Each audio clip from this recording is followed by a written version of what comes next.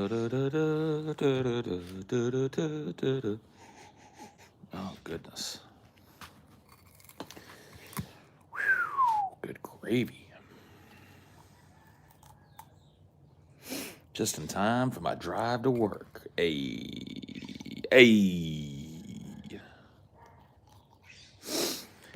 Good stuff.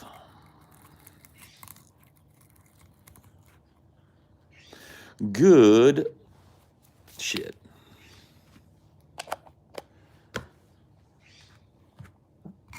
I'm rocking the Coolsville shirt today. That's a classic. Tippity top of the morning to all of you. Look at all of you. Look at all these smiling Sunday faces, huh? Look at all of you. Look at you go. Look at you go. Foobah. It's Foobah Day. Here in America, Foobah Day. The church crowd, yeah.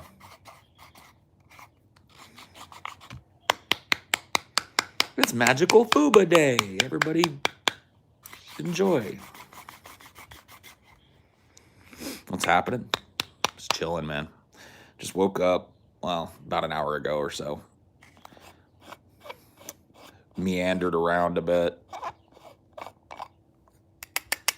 Now, about to pack the morning bowl, you know. Have the morning cup of Joe. The ritual is, you know, waking up and then putting the drugs in your body that you need to function. Foobah. Foobah.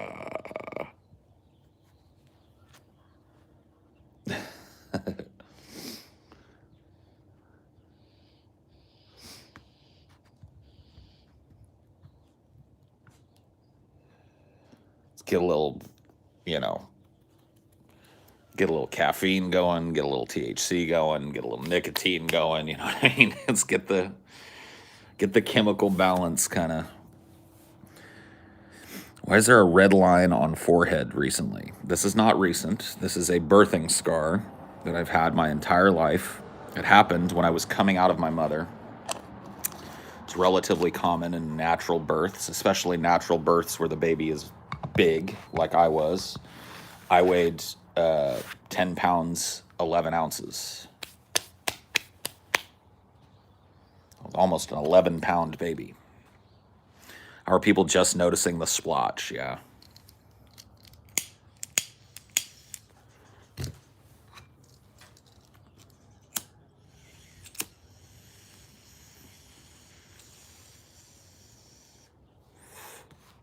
My mom says I split her from stem to stern. That's how she put it.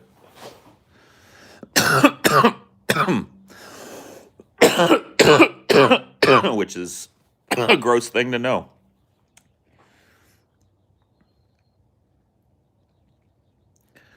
I cracked the world when I was born.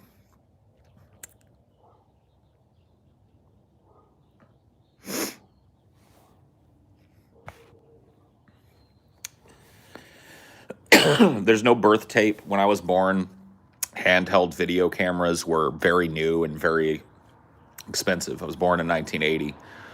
And so a handheld video camera did exist back then, but they were basically giant VHS players that you held up on your shoulder. My dad didn't have one.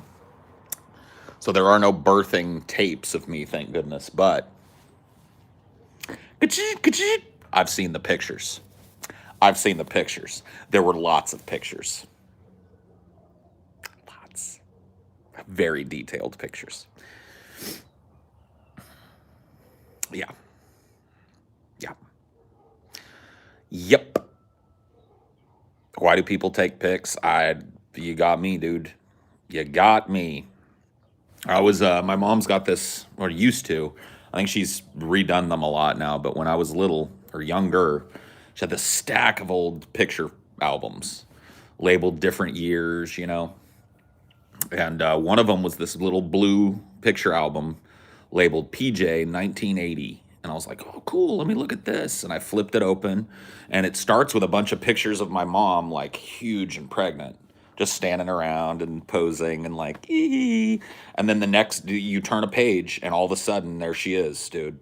Legs up in the stirrups, pointy reptilian head coming out of her, like, "Rah!" I'm like, oh my God, what is this?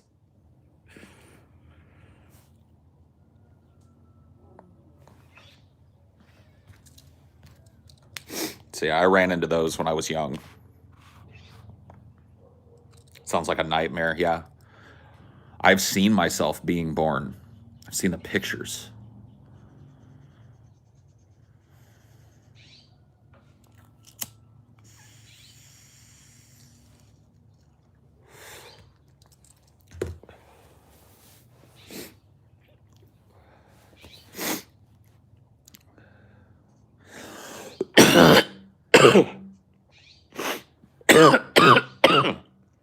I should look at this while on shrooms. No, thank you. Oh, Foobah. You're only 6 years older than me. I guess so, yeah. If you were born in 1986, then I am 6 years older than you, yeah.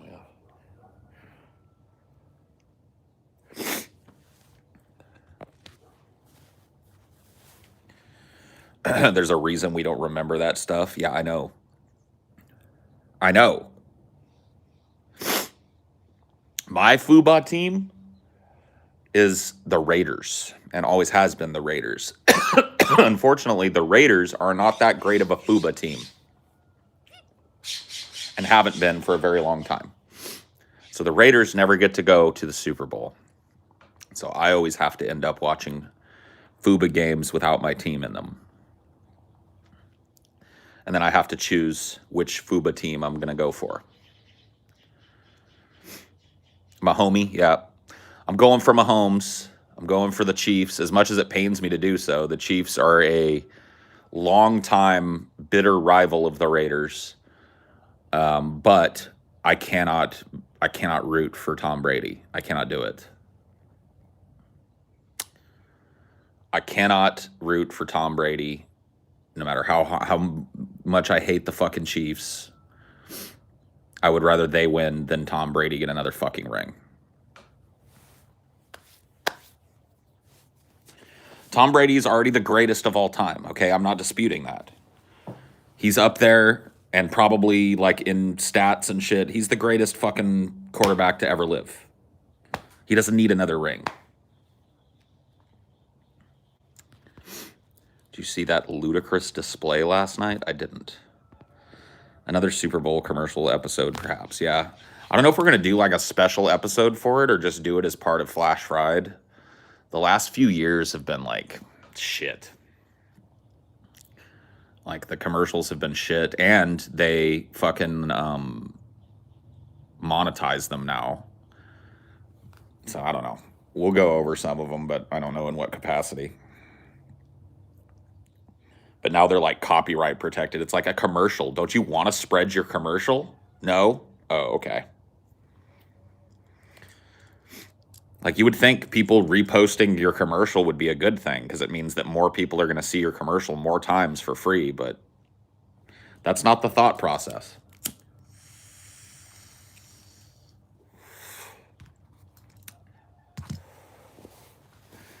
That is not the process. They don't want you to criticize it. Oh.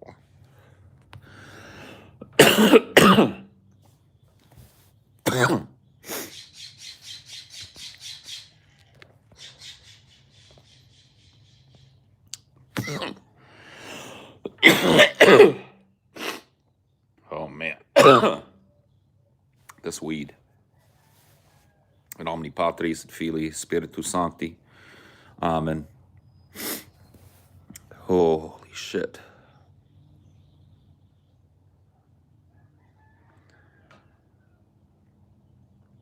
Tom's the goat, but he's far right now. D, what are you even barking at?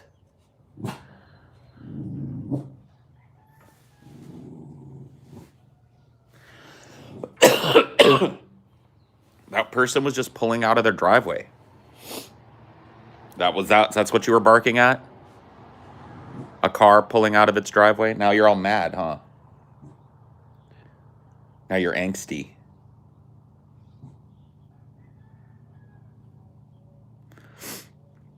You hear him winding it down. He's like,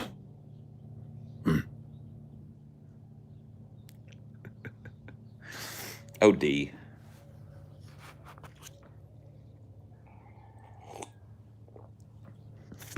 Dirty, dusty D. How dare he pull out? How dare he pull out of his driveway, huh? Did you give him permission? I don't remember you giving him permission to pull out of his driveway. He didn't even ask you. He disrespects you. You want to come up here on my lap? Come on. Get up here. Jump up. You want a lift? Okay. Have a lift.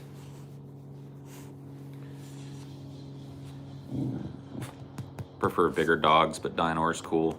Yeah, Dinor's, he's a medium-sized dog. He's a medium dog. And he smells so good. He's got this dusty smell that I love.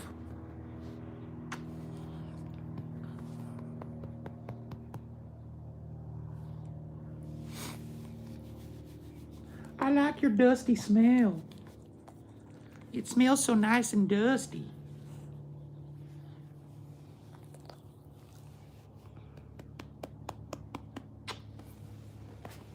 I'm done.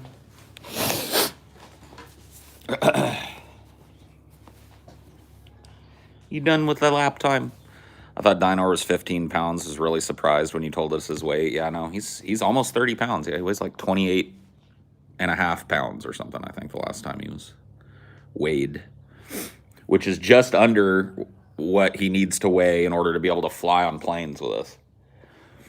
Like, you can only take dogs that are 30 pounds and under in the cab with you. If your dog is over 30 pounds, you have to book them in as luggage.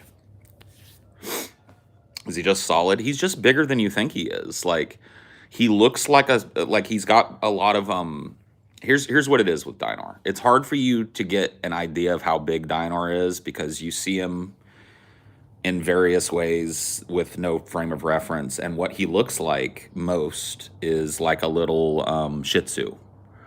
And you're used to seeing Shih Tzus that are like, like a little loaf of bread sized dog, like a 10-pound, 15-pound little dog.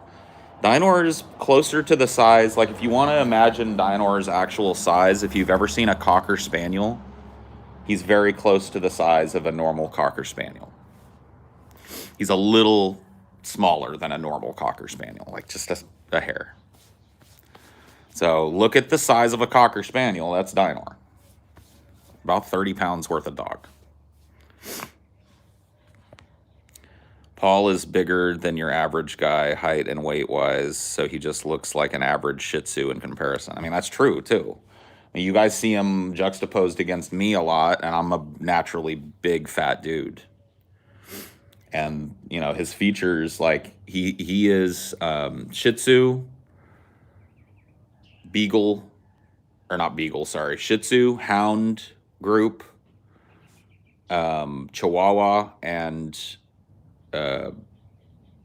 Cocker Spaniel. That's his genetic makeup. Good morning from San Jose. Good morning, San Jose. Lucky Bay Area living motherfucker.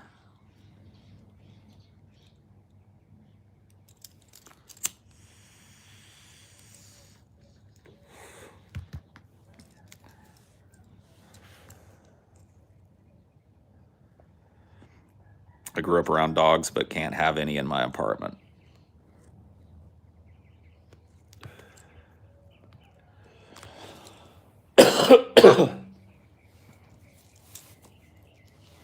I'm poor, so I live in a 1-bedroom with 3 people. Yeah, but you live in fucking San Jose. Don't complain. Be thankful.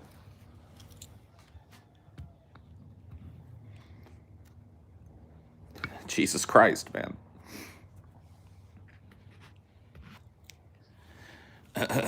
San Jose. San Jose. Guten Abend aus Deutschland. Guten Tag, Deutschland.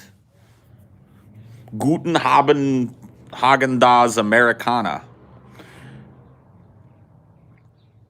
You've lost weight since I started watching you guys. Amelia compliments you well also, by the way. Well, thank you. Yeah, I've lost a little bit of weight. That is true. Slowly but surely. That's the way the doctor says you're supposed to do it. When I go into the doctor, they're like, oh, you're losing weight at the right pace. Slowly stepping down.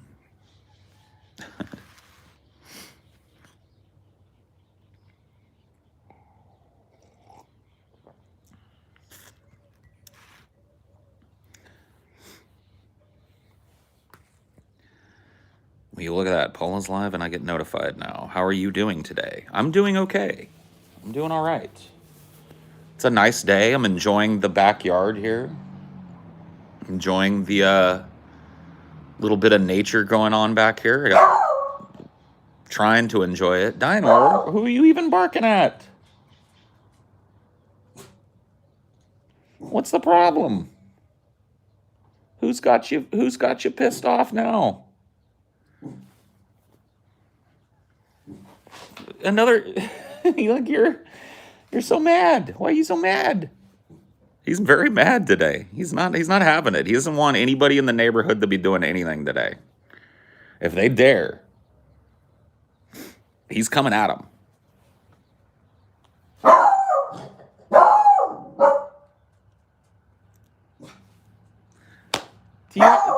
Do you want to go inside? Come on, D. Come on. Leave those folks alone. You don't need to bark at them. They're just walking.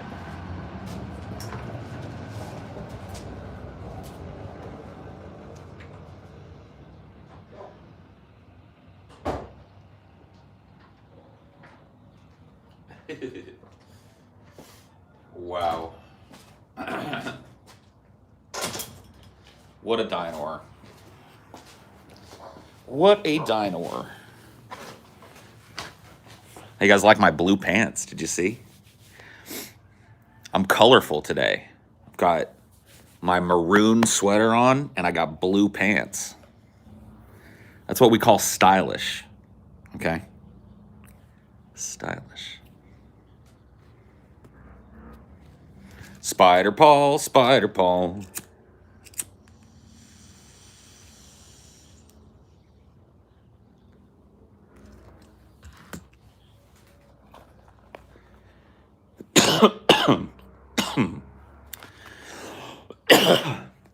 Whoa, what happened to the camera?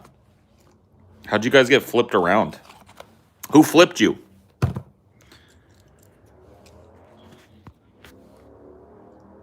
To light the crack pipe, yeah.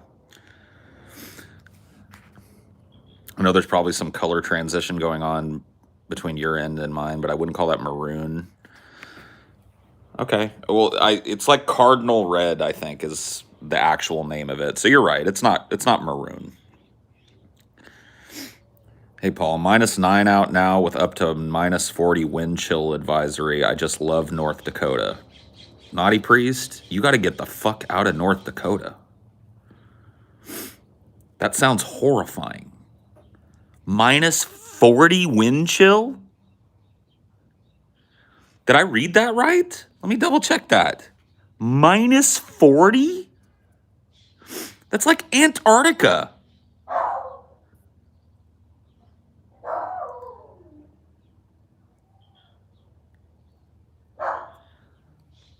Dinor's in there fucking barking inside now.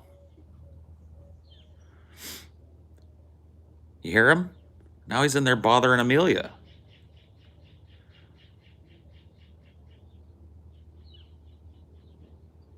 He is bitching to beat the band today. I want to go get him. I'm not going to leave him in there to bother her.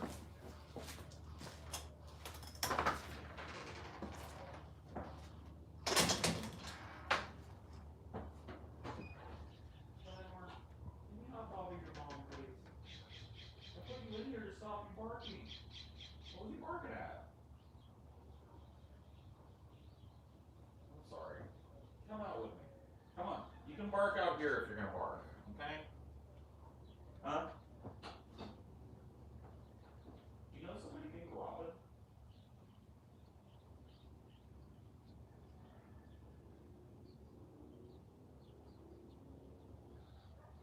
Shit, because somebody Robin something is like, I feel like it talks well with you when you've lost weight since I started watching. You got like an aunt or something?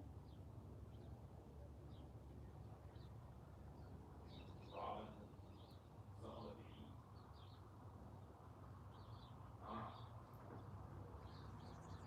Yeah, just wondering. No big deal. Yeah, go.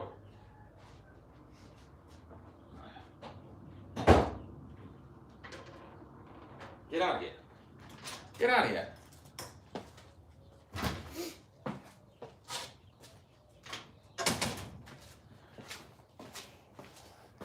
Get out of here, Dino. If you're gonna bark, you got to do it out here. You're hardly the only dog in the neighborhood that barks. So if you got to get it out of you, you got to get it out of here. You're just gonna have to be a guest on Highdeology today, okay? Now, if you want my advice, just lay down and chill. But if you're gonna have a barky day, have a barky day, my friend.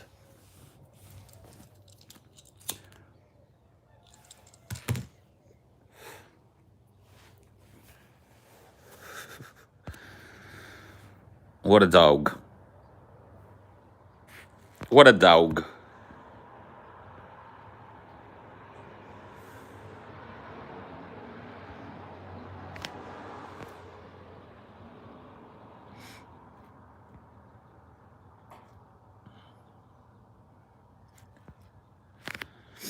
Have anyone from either DFF or DP talk to Jim Ass? Oh my God, dude. Is it 2016?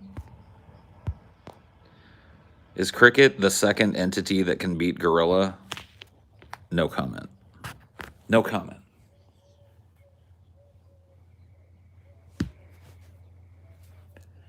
Oh my fucking God, bro. It is really, really, really, really hard for me to fathom, like, folks that cannot move past that shit and have to mention it every fucking day.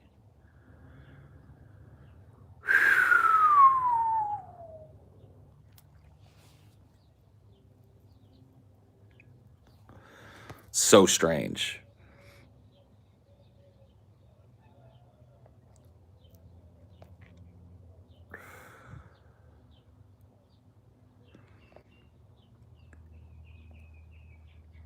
It was exciting. Yes, it was.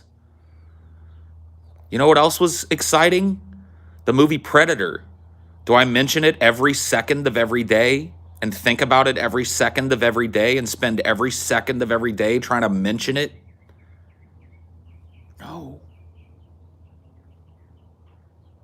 No, I don't.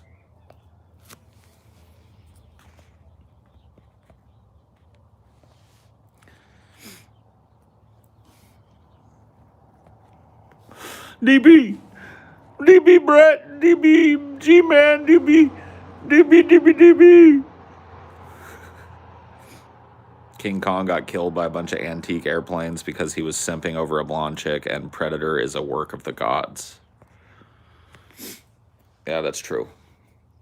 Both true. King Kong is a romantic. DB Cooper. I didn't catch it, but as a biologist, the conversation last night was quite amusing. You check out the immortal jellyfish? I have not yet, no. No, last night I went inside and I watched 2 episodes of The Sopranos. I smoked a bowl while doing so, and then I went to sleep. That was last night for me. That's how last night went.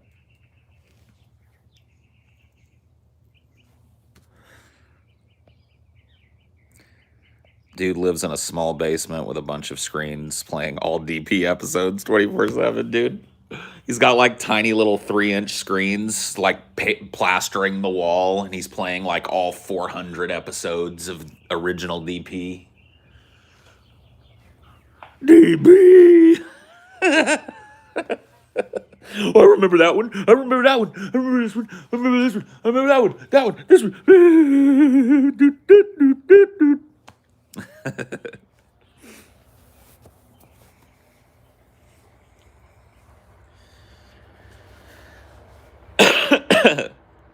He writes hashtag I was there and his own shit on the walls of the mental hospital. Thanks for keeping me entertained on my FedEx routes. Soothing to hear Paul's voice as I sling packages. Don't sling them too hard, man. Be a nice FedEx guy. One of those packages you're slinging might be mine, man. I don't want my shit broke. Be a kind and caring FedEx driver. No, I'm kidding. I'm sure you're great. I'm glad to accompany you on your route.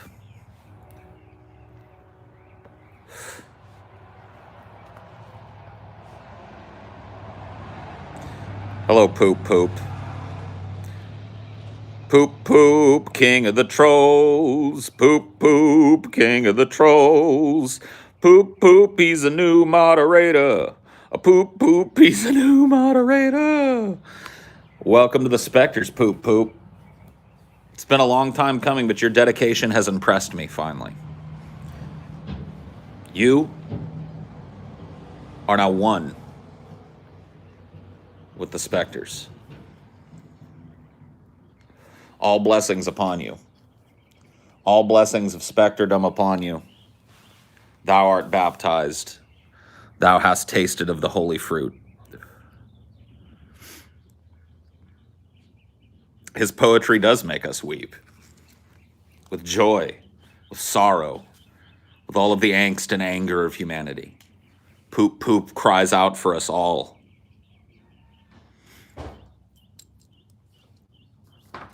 Poop. Poop, he says. Poop.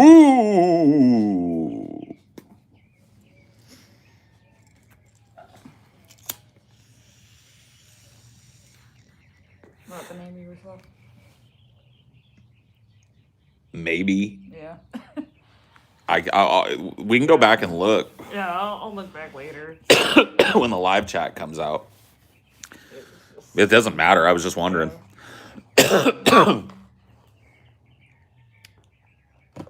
Whoa. What? Big hawk. Big hawk.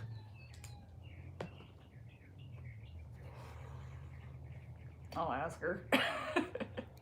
It's the only rock. Yeah. You should look first. Like, don't bug her with it. It'll just confuse her if it's not her. Yeah. Well, I haven't talked to her in a while, so. Yeah, hit her up. Not mean. No. Just say hi. How big is a hawk's poop? I don't think they do pellets like owls, do they? No, I think they crap more like pigeons, like Yeah. with the white green, splatter type of poop. But I might be wrong about that. Maybe they do pellet because they eat big old fucking furry things.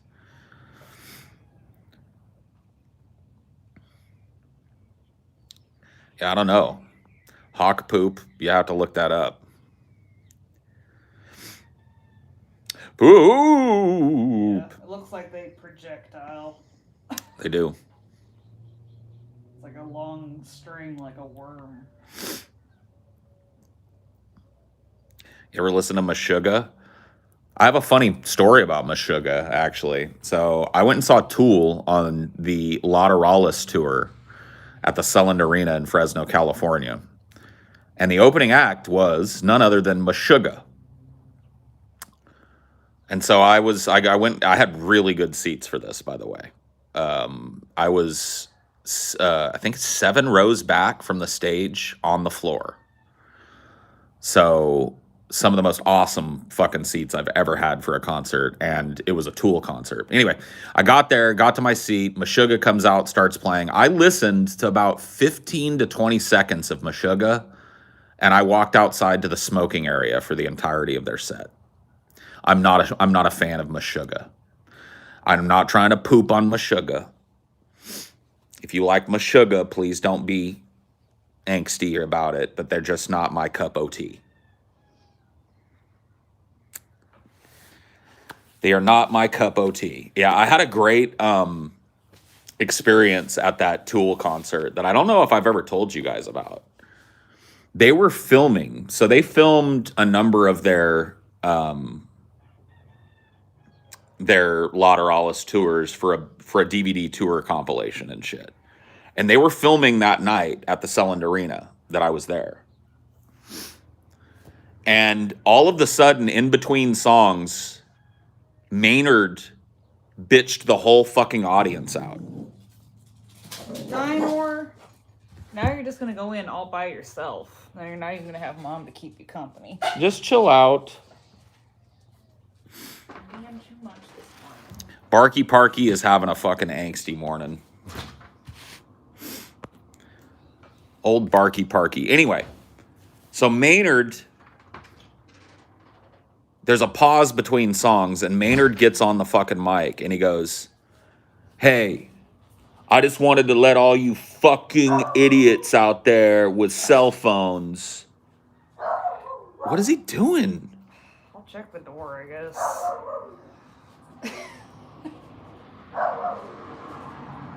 What is going on? Too excited for the game. He's too hyped for the Super Bowl, I guess. He's a demon. Don't tell me that. That's the last thing that I need is a demon. Like, I guess maybe we got a package delivered. Somebody rang the ding dong. I don't know, dude. I can't even get through this story. He's like, "You're not gonna finish." Anyway, Maynard says, "I just wanted to tell all you fucking idiots out there with your cell phones that are recording this and talking on your cell phones while the show is going on, that the signal is fucking up the recording that we're trying to do tonight. So thanks a lot. Nothing from Fresno will be appearing on the fucking DVD because you fucking idiots can't turn off your fucking cell phones." We're just like, ooh. Yeah, there ain't a goddamn thing out there. Dinor's just being perturbed today.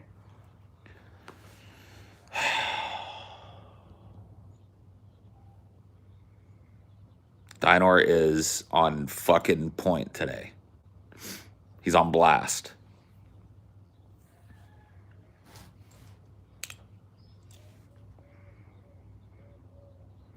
Maynard is such a prima donna sometimes, but it's great, yeah.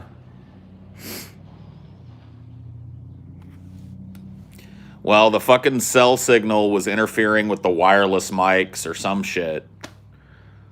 You know, I mean, this was in the earlier days of cell phones. This was not like smartphone era shit, so. Like, it was confusing to me when they were having, like, interference on The Sopranos where people were talking over each other on cell phones. Yeah, that shit used to happen. Like, back in the day, you used to pick up little snitches and snatches of other people's fucking conversations every once in a while because the technology was different. It was probably good for Tony because they couldn't exactly wiretap that. Yeah. Yeah, cell phone signals used to be analog, exactly. And now they're digital. So they were like the cell phone signals of people like recording or whatever the fuck they were doing with their stupid little flip phones was fucking up the recording.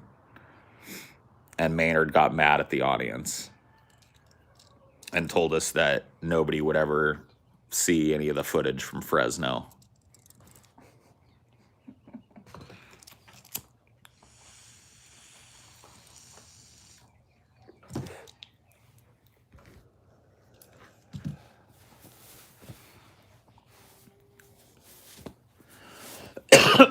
Now people use cell phones instead of lighters at concerts. I gotta tell you, like, when I went to the fucking Panic at the Disco concert, which is the last concert I attended pre-COVID, it was actually really fucking awesome to see. Everybody had their fucking cell phones out, like packed, sold out arena, and it just looked like this big digital blanket moving around. It was crazy. I was like, okay, that's actually like, I was kind of a fuddy-duddy on that before I saw it. I was like, man, that's no, now it is no replacement for the lighters. I will tell you, a whole arena filled with lighters lit up. If you have never gotten to experience that, well, I don't know what to tell you. I think when I saw Jane's Addiction at Bumbershoot, they were probably pretty picky about that. What, they didn't let anybody have cell phones, or Yeah, I think they were picky. I mean, like, you could have it. they didn't want it out? Yeah. No, it was like part of the show, basically, when I went to see Panic.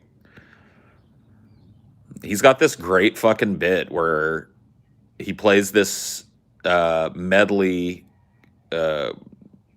cover of I Can't Make You Love Me and Dying in LA on a piano.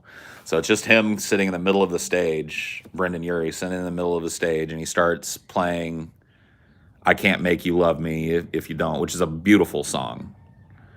And then slowly but surely the piano comes up off the stage and flies over the audience. And he plays right into one of his songs, Dying in LA. And then it does this big circle around the whole arena. It's really like a fucking awesome show. I was really glad that I went and saw it. I actually cried during that.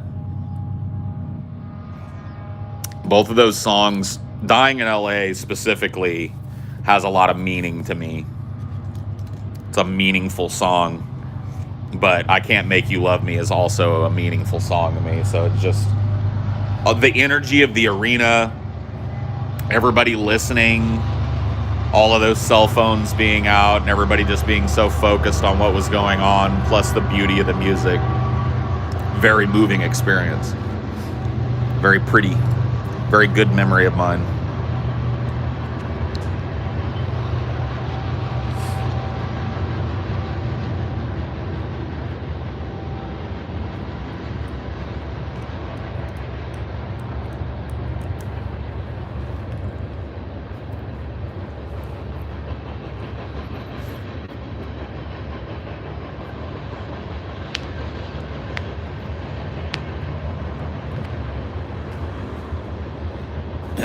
Was watching a stream from you a couple days ago and didn't realize you were live. It's pretty easy to tell when there's a little thing, I think, that says live. If you're watching live, kind of easy to tell. Were you smoking the devil's lettuce, young man? The fart of humanity, indeed.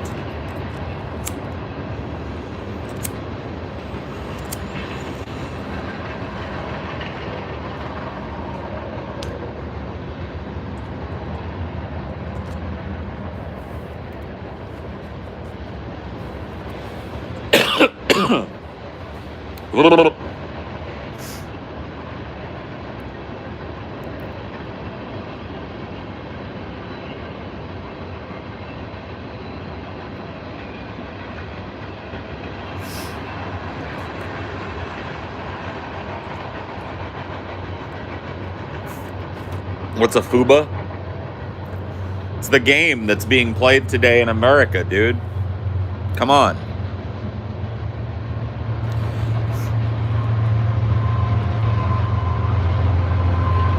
Jeez Louise.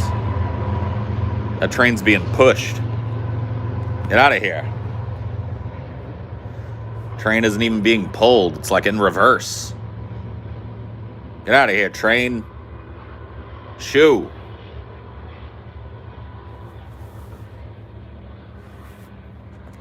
Long motherfucker.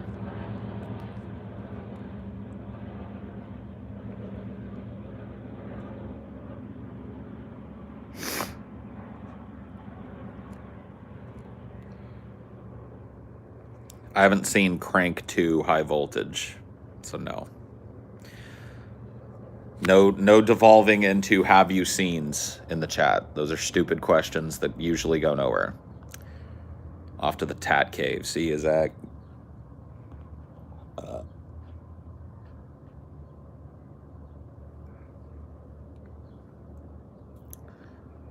I gotta get both of us fucking inoculated against this shit.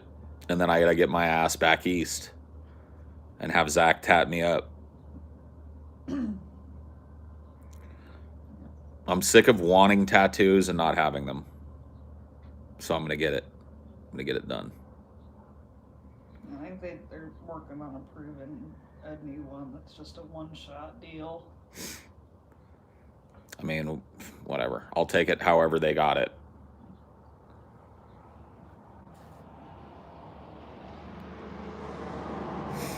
How much more interested would you be in Foobah today if the Raiders were playing? About 120% more interested. If the Raiders were playing, I would actually care who won. And I would be all fucking stoked to go watch the Raiders play. And I'd probably have what little Raiders gear I have on to go rep my team and all that shit. Dude, my mom always roots for the Raiders on Super Bowl day. She dresses in all her Raiders gear, and she puts a big sign out that says, "Go Raiders." She doesn't give a shit. In her world, which is the only world that matters, the Raiders are going to the Super Bowl and they're winning. What do you think of them moving to Vegas? Old school Raiders fans are very used to the Raiders moving. The Raiders bounced back and forth between Los Angeles and Oakland my entire childhood, so the Raider love is really not tied to a city or even a state. So I don't give a fuck where they go. I'm a Raiders fan. I like their new stadium. I think the new Vegas stadium that was built for the Raiders is pretty dope, and I would love to go see a game there post-COVID. Raiders fans seem to carry the connotation of being the craziest / most insane. Well, I've been to Raiders games, like home games. I've been to 5 or 6 Raiders games in my life, and most of them were in Oco, their old home, the Oakland Coliseum. And I don't know, man. There's a whole culture around the Raiders of like violence and shit, kind of. If you're there as a Raiders fan, you really don't have anything to fear. But if you're there as a fan of the other team, you better watch your fucking P's and Q's. That's just the way it is. Now, I've never done any violence to anybody at a Raiders game, and most Raiders fans don't. But there's a hardcore, like, contingent of Raiders fans that, you know, if you are a fan of the other team and you say the wrong thing, you're probably going to catch a beating. And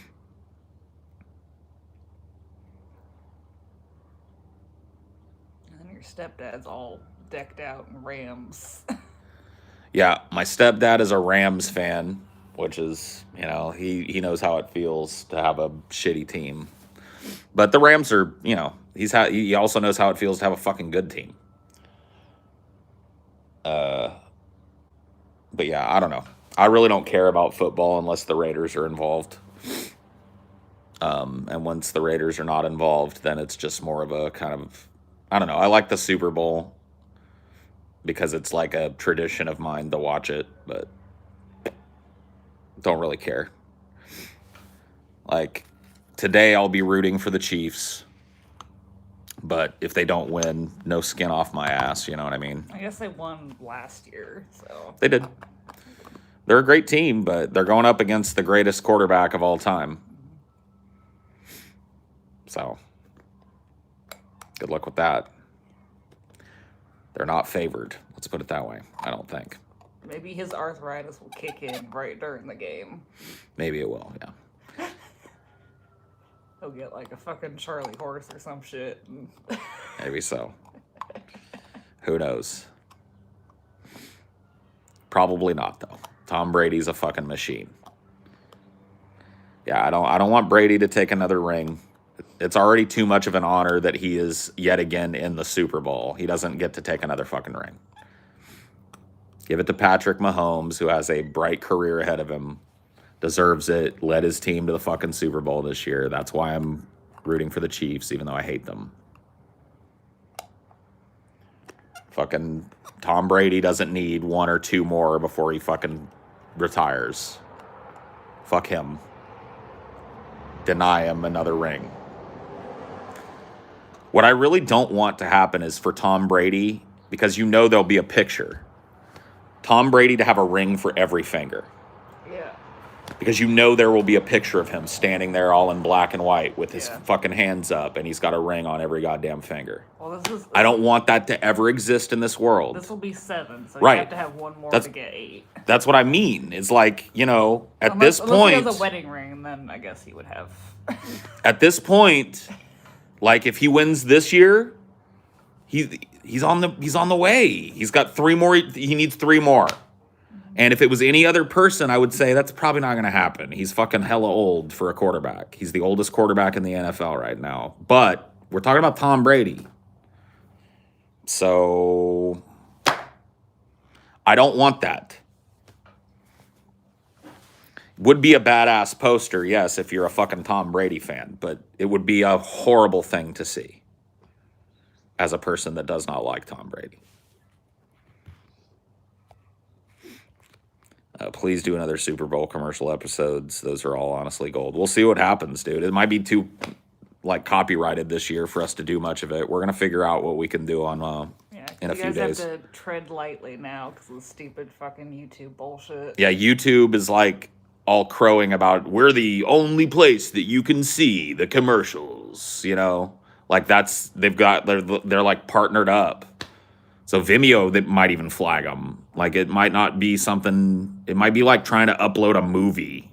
You know what I mean? Like a newer movie. It's just like... We don't know. Yeah. That's just fucking bullshit. DTube. Just get out. All these fucking weird-ass repositories that might be gone tomorrow, like that, those don't work. Man, I guess you could try uploading directly to Patreon.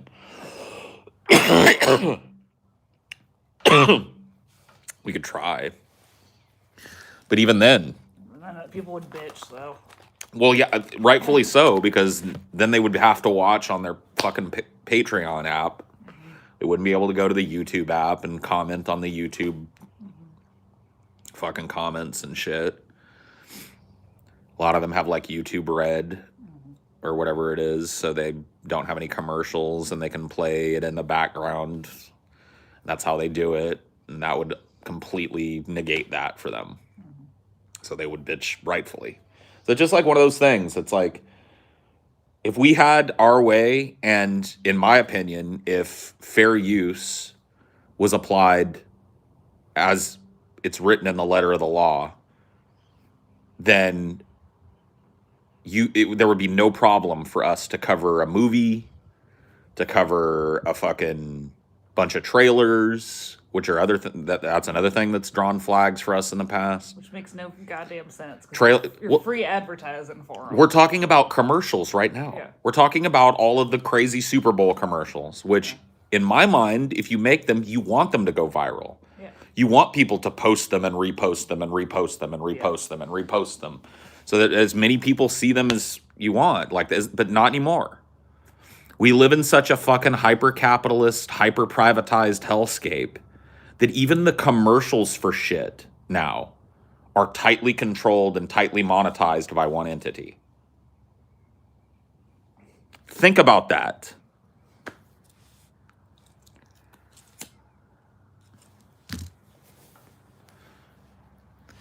And we're treading with, like, we're trying to tread lightly right now because YouTube channels, I don't know if you guys have noticed, have just been disappearing left and right for no reason.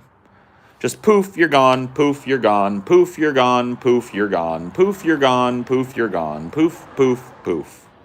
Your channel's gone, your channel's gone, your channel's gone, your channel's gone. And it's just like... I end up with just the poltergeist. It's fucking crazy.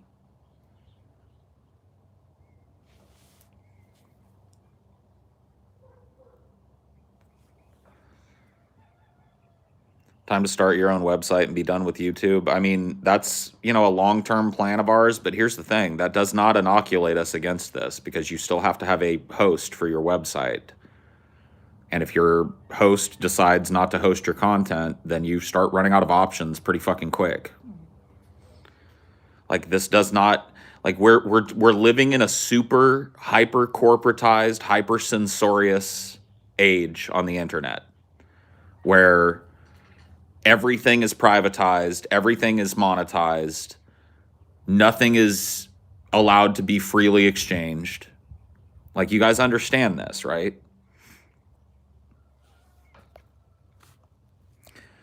I remember when you got banned for making fun of that stupid lady with the pet chimp getting eaten. Yes.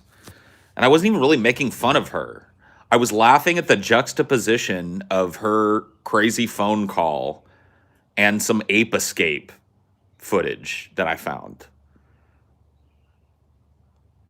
Like, I wasn't bullying anybody. I wasn't, and that's why I got banned, by the way. Bullying. I was bullying a lady from a fucking 15-year-old news story. Yeah. My channel got shut down for 6 months for that. I couldn't stream here for 6 months because of that. Because I bullied the subject of a news story from 15 years ago.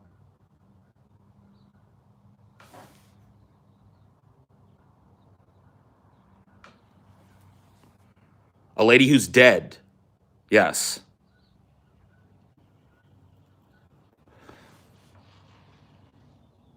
I bullied a lady that's been dead 15 years and lost the ability to stream on my channel for 6 months.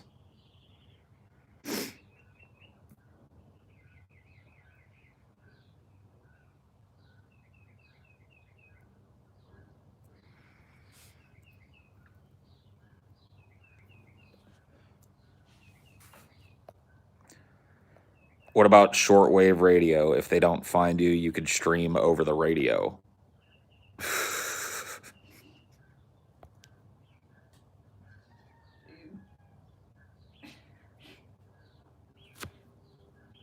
Good idea. I'll run it by the guys. Hey guys, we're taking the show to shortwave.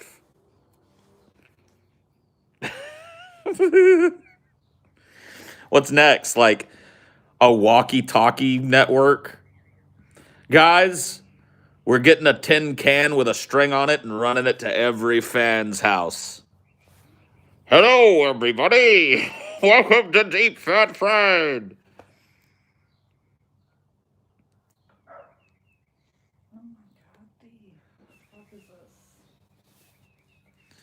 Barky Parky in there, dude. Can you imagine truckers rolling through town and hearing you screaming at Ben Shapiro? Yeah. This stupid idiot Ben Shapiro.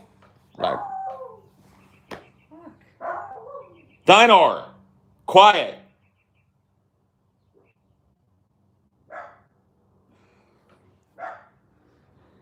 Jesus. Jeez Louise.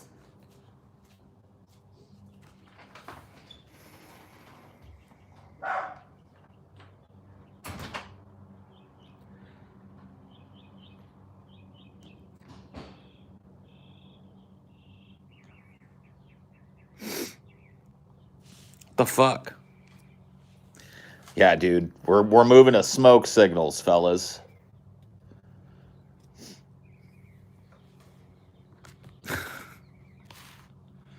Ornery Dinor, yeah. Dinor is an anarchist today. Yeah. DFF telegraphs, dude.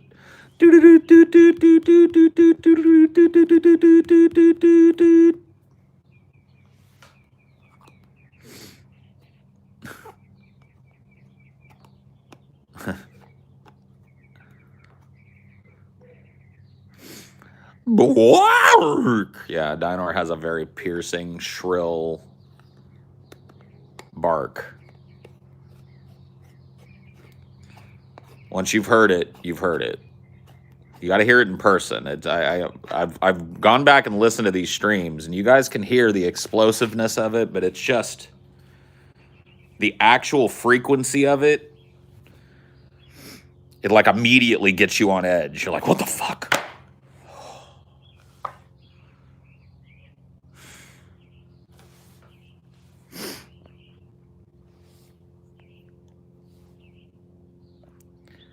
How does it not give you panic attacks? I mean, it doesn't. Thankfully, but I could see how it could.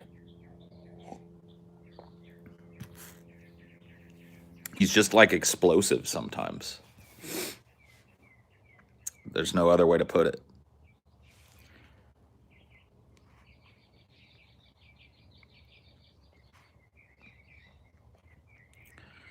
Do you guys ever feel like the last of a dying race of content creators? I don't know. It seems like the shit's going strong. Like from where I stand, there are tons of fucking popular podcasts out there. Like podcasts, when they first started, did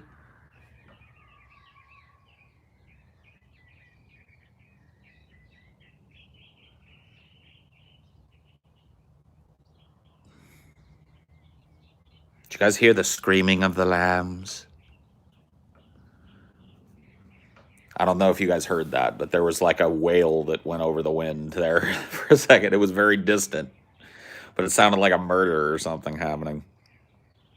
Oh, it's just kids playing, doing that shrill ass squeal. Oh my fucking god, dude. Can I tell you, like, parents, you must have the fucking soul of the Buddha.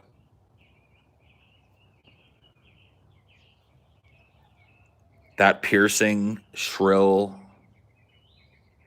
thing that kids do.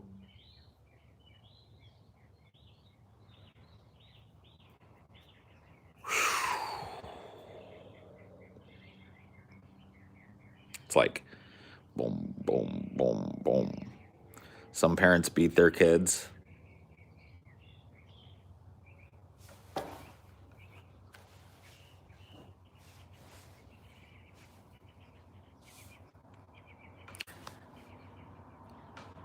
What?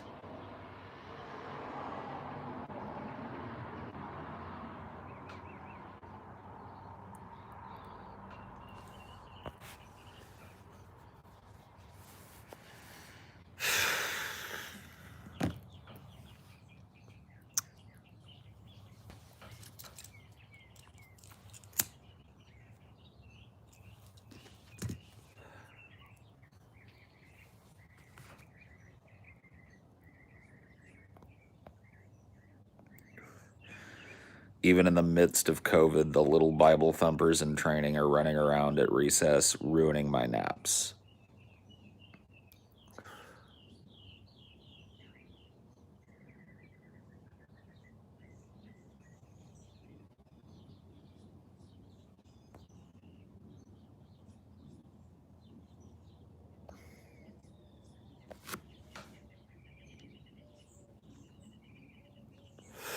How's it going, 8 Ball? Read anything good? I've recently been going through the entire published works of H.P. Lovecraft. And I've been kind of skipping around, but I've listened to a lot of. I'm doing it on audiobook. I got the entire works of H.P. Lovecraft by the H.P. Lovecraft Preservation Society or whatever the fuck. That's great. The readers are great. And so I've been going through those. I don't know if you count that as reading. I do. Sitting and listening to an audiobook engages me in the same way that reading does, or at least close enough for me to consider it reading. And it's a very relaxing way to kind of drift off to sleep.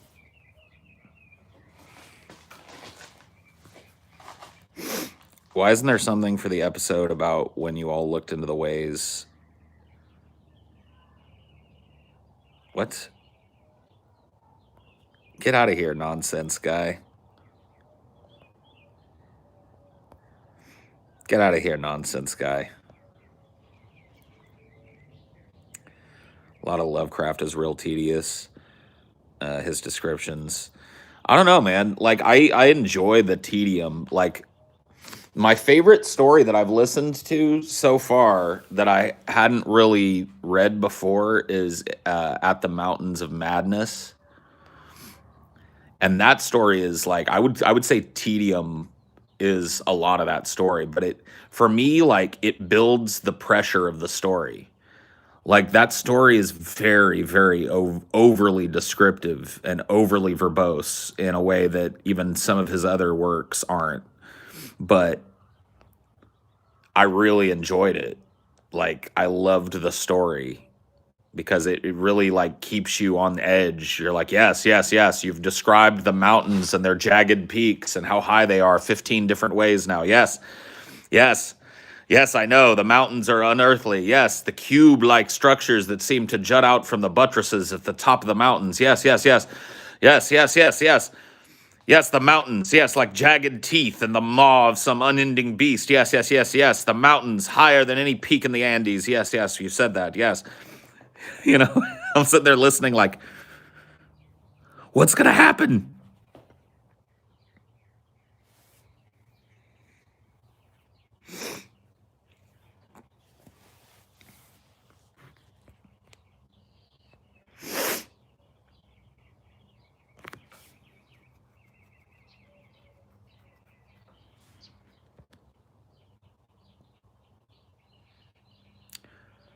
Lovecraft had a geology fetish. Yes, he did. Is overpopulation a problem? I personally believe that given the numbers of animals that are comparative to us, size and food needs, our system needs to be changed for humans to live sustainably. Yes. So under the current capitalist world system, yes, overpopulation is a major problem because there's a strong movement towards automating jobs for people, and no, like we're just talking in the United States here, but this is a worldwide problem.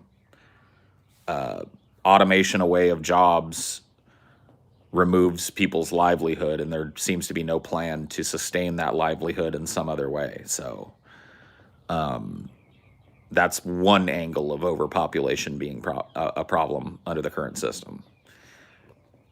Our food inefficiency is another. We here in the United States produce enough food every year to feed our entire country and then probably several other countries. And yet there are people starving to death on this planet right now. It makes no sense. That's incredible inefficiency of the distribution of resources. And so it makes more population in those areas that are starved of resources due to being low on the capitalistic rung a horrible problem, because people are born to suffer and die.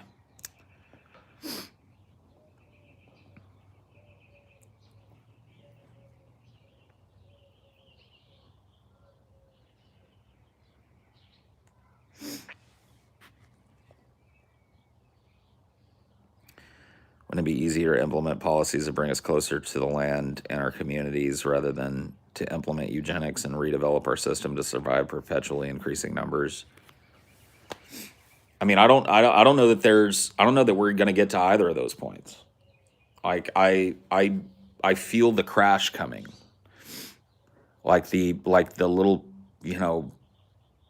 presaging shakes of a massive earthquake. I feel it coming. And I'm not the only one. Like we're not heading towards either of these two different ideas. We're not planning on dealing with it at all. We're inexorably heading towards a cliff. There are no brakes on this fucking thing anymore. And there's going to be a crash. And really, what comes after that, if anything, because that crash is not going to be immediate. It's going to be slow, just like everything else. This is not a Michael Bay movie. I've told you guys that before. It's going to be horrible. It's going to be resource wars. It's going to be mass poverty, mass need. It's going to be mass unrest. It's going to be martial law. It's going to be war and ceaseless, unending war. And it's going to be horrible. And it's going to take forever. And it's going to deplete the world. And we've got all these nuclear-armed nations that are just bristling with all of these weapons that can destroy the world. And I think the most likely scenario is a nuclear winter scenario for the world, if you want my opinion on it. Now, I don't know that that's exactly what's going to happen, but this world is bristling with nukes and bristling with nations just looking for an excuse to use them. A weapon like a nuclear weapon calls out to be used. sitting like entombed in these concrete tubes hidden under the ground, dotting the landscape of these countries. They cry out to be used.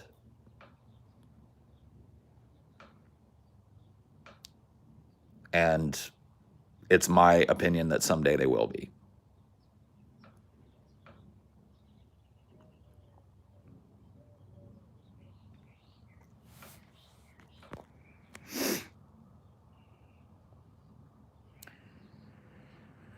I guess what I'm wondering is, given the collapse is due to a system in place, not just our population, why are some folks insistent that it's just population?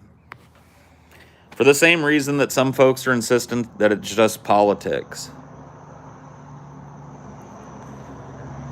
Everybody wants to believe that there's a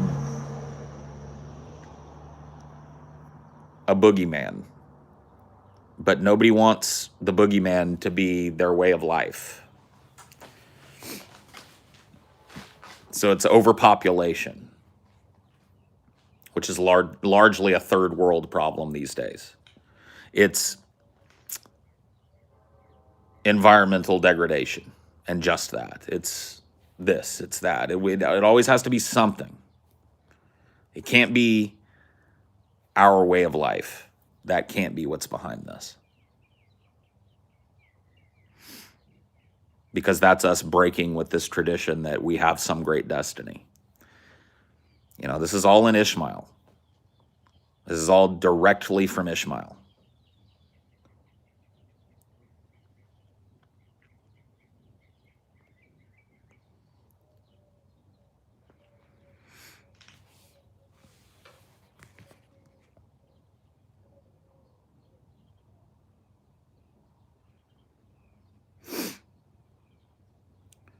Isn't it so hypocritical of the United States to sanction and saber rattle at Iran over their nuclear proliferation? We're so arrogant, it's sick. I mean, I understand the idea of not wanting to allow other nations to proliferate nuclear programs. The more nukes there are on the planet, the easier it is for one of these nations to launch an attack that sets off a chain reaction that destroys the globe. Like, I'm not talking anything that, you know, the people that control these nukes don't know. The one thing keeping people from using nukes right now is mutually assured destruction. The idea that if we launch our nukes, you launch ours, everybody else launches theirs, nobody wins. It's like game theory, right? We're sitting in a position now where there are so many nukes all over the globe that any fucking one state that decides they want to use them could set off a chain reaction that destroys everybody, and everybody knows this. So the amount of nation states that have nuclear programs and have access to these weapons is like adding another personality to a group of people that you hope don't act a certain way.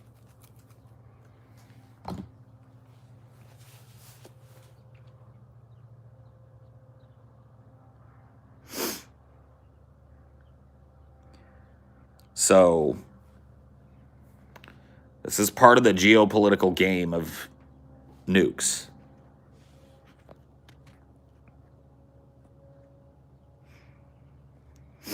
How could nuclear war end the world if we've already used more than 10,000 on ourselves? We've used 10,000 controlled nuclear detonations and 2 wartime detonations of nuclear weapons. We're talking about like test sites in the middle of the desert and islands. By the way, those islands that we nuked, the people that live adjacent to them die of cancer at fucking 30 years old still. Like, we destroyed that part of the planet. So there's your answer. Over a period of 40 years, right? None of it aimed at our major population centers except for those 2 aforementioned wartime nukes. And look what happened to those places. What a dumb question.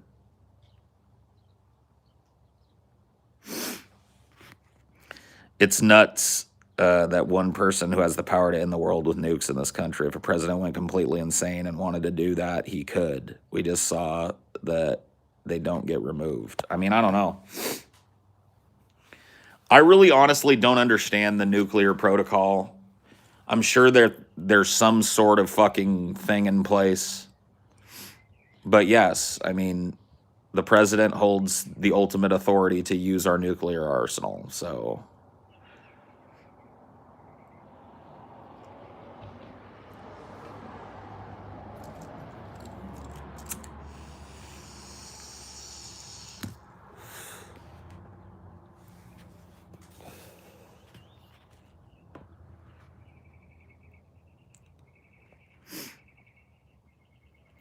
3 people have to put their keys in so 2 people could hold out.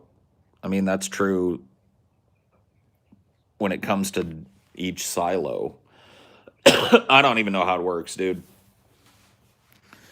All I know is that there are protocols for preemptive and defensive nuclear strikes. There are drills that are run to ensure compliance on these nuclear strikes. These things happen very quickly. It's not like, you know, it has to happen very quickly. It's not something that can be dithered on. So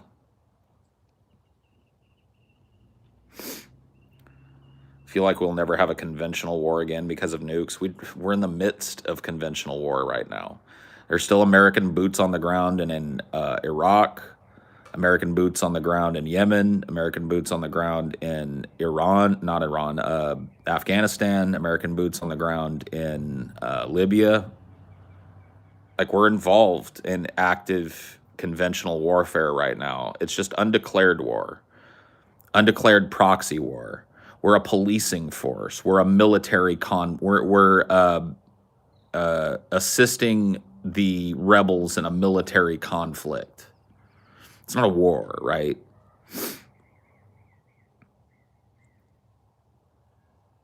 American boots on the ground at the DMZ, right? North and South Korea still have fucking weapons pointed right at each other, and there are American soldiers standing the line there. We're everywhere. These wars are fucking everywhere. So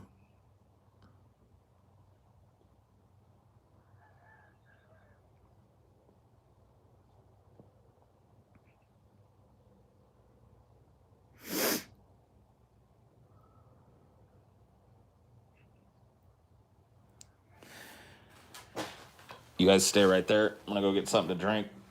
I will be right back.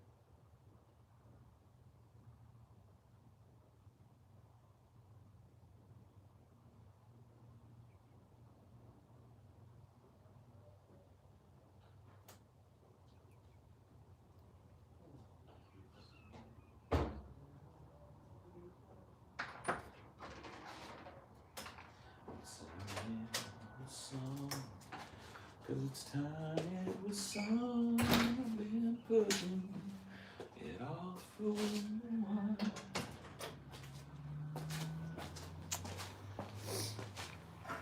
So goodbye, so long.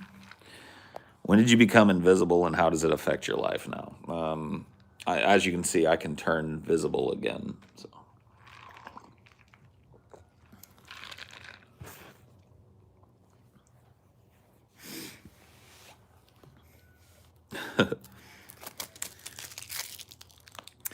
I could stay awake just to hear you breathing. Watch you smile while you are sleeping. While you're far away and dreaming. I could spend my life in this sweet surrender. I could hold on to this moment forever. 'Cause every moment spent with you is a moment I treasure. Don't wanna close my eyes. Don't wanna fall asleep 'cause I'd miss you, babe. And I don't wanna miss a thing. Dude, cheesy ballads, I kind of miss them, dude.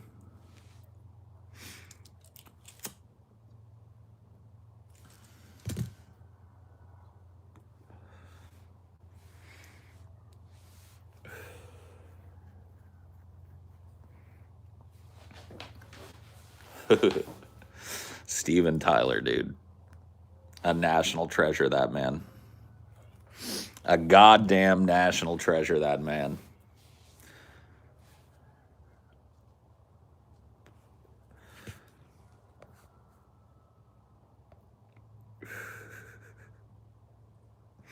Did someone sit on your face?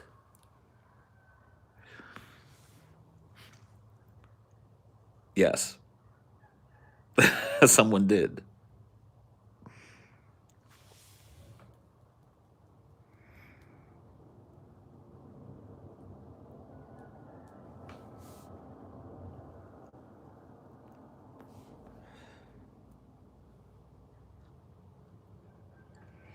I don't want to miss one smile.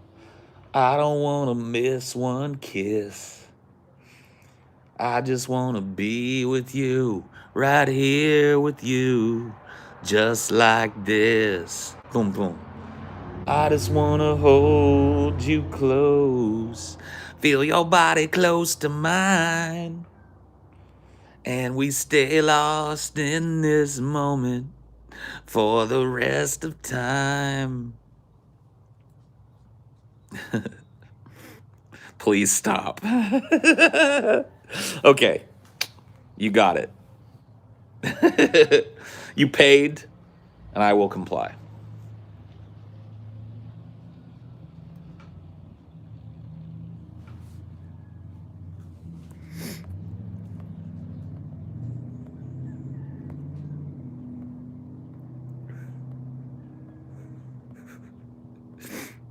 Hey, if you're gonna order me around, it has to come with some money.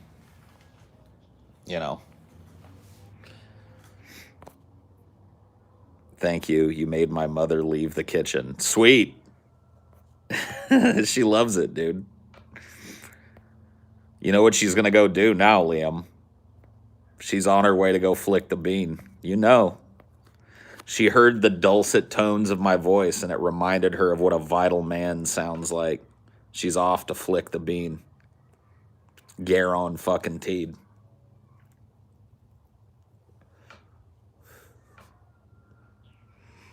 I'm gonna go freshen up. Yeah, she gushed, dude.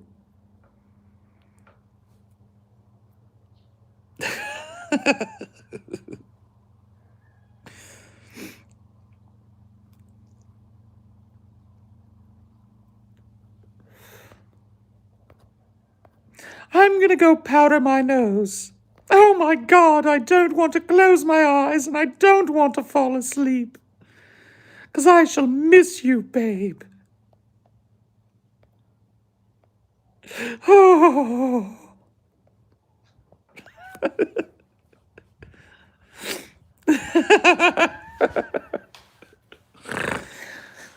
Dude.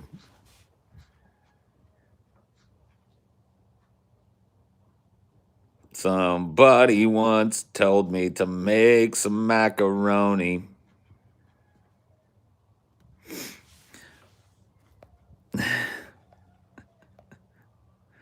Flick the Bean, is that some kind of board game? Yeah, kid, it's a board game.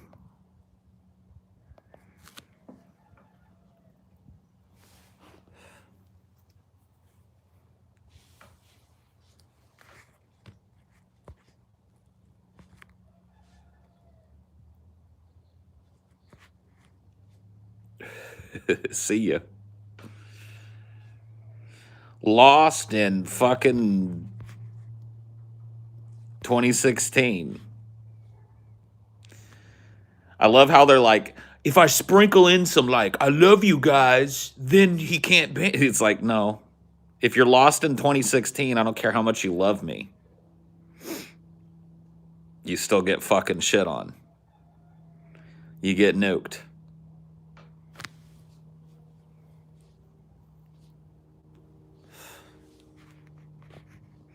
What would be the soundtrack to the ending titles of your life?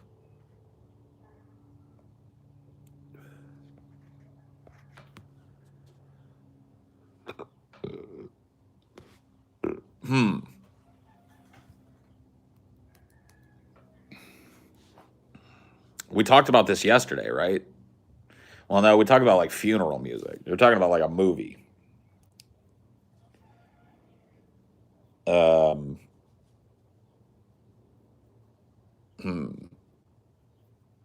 What would the end title credit song be?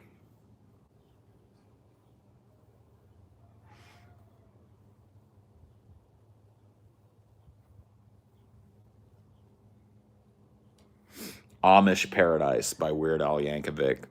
That has to be it. That has to be it, dude. No, not Claire de Lune, dude. That's way too ostentatious. It has to be Amish Paradise.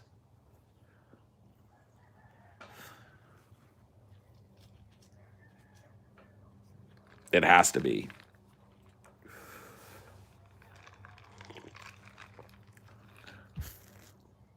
It must be.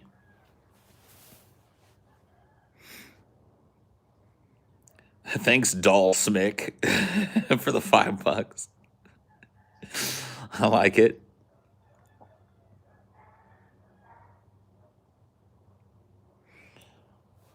You chilling out now, D? You seem to be chiller now. Did you get all the borks out? Do you feel like you've borked it up enough? Borked it out enough?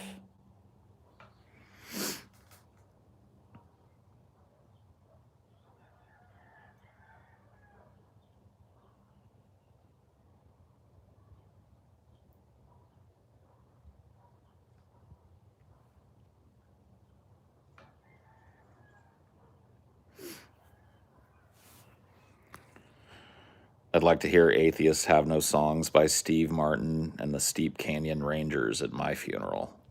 I have never heard it, but I know Steve Martin is a very accomplished banjoist, so.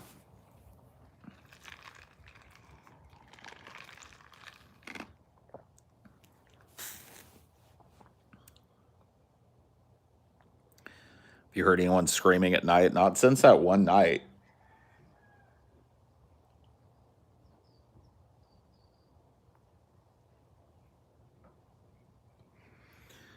I have not heard anything like that since that one night, so. Oh, shit. Got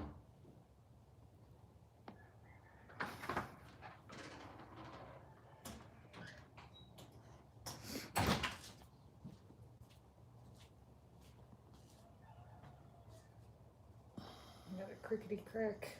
We found this one. Yeah.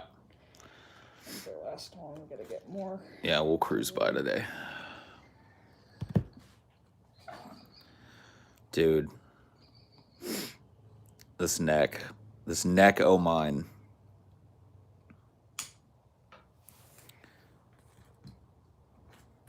Just throw me in the garbage when I die. That sounds like an outlaw country song. Just throw me in the garbage when I die. Dude, fucking everyone likes the kitties. Look at that. Squex. Is H.P. Lovecraft the best horror writer, in my opinion? No. Is it weird not to want a funeral at all? No. Like, I really don't, like, necessarily want one. I guess I won't bar people from having something for me because, like, it's really not about me. It's about them getting together or whatever the fuck and dealing with me being gone. So I'm not going to be around to deal with it.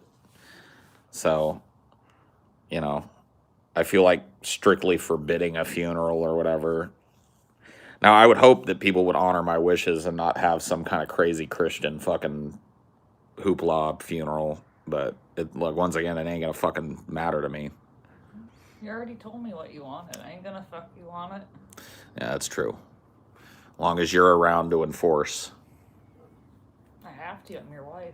That's true. You gotta enforce. I got domain. It's true. Do whatever the fuck I want. That is true. You're the end all be all. You get to decide.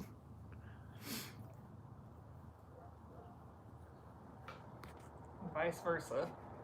That's true. You haven't told me what it is you want, though. You haven't explained your wishes to me. We should probably do wills. I've had less life to decide what's important to me, so. That's true. You do have many, many years to go before you really need to start seriously considering that shit.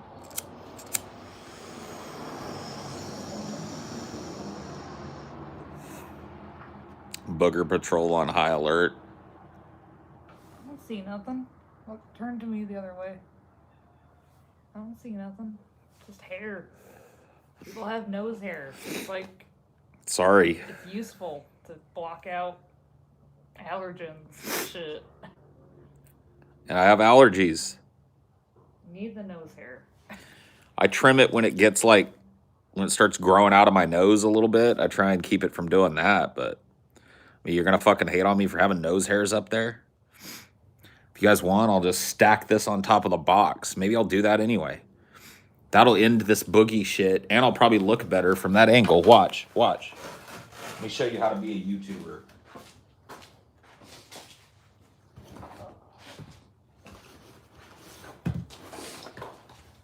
Clear some mess. It doesn't matter. This'll work. Prop me up beside the jukebox when I'm gone. Boom. Put this here. Dude, there's so much cricket hair on it. Look at it. I know. And then I set that up like that. Boom. Now what? Now you've got more of a straight on shot, right?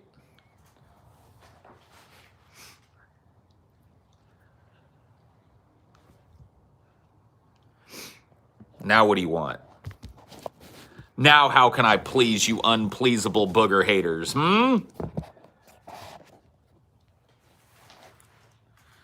Haters of the booger.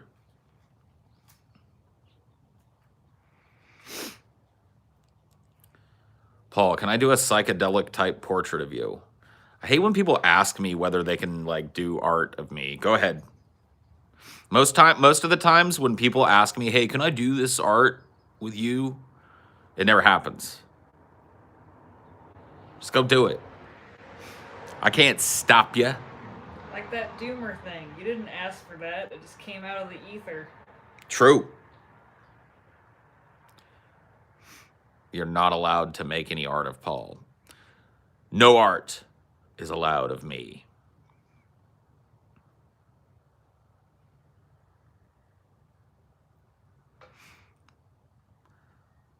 I'm going to draw Paul as Sonic the Hedgehog. Cool. Do it. I'm using the money veto to request more nose hair and booger. I'm sure you'll get it next time. Well, you don't get the money veto is at my discretion, so.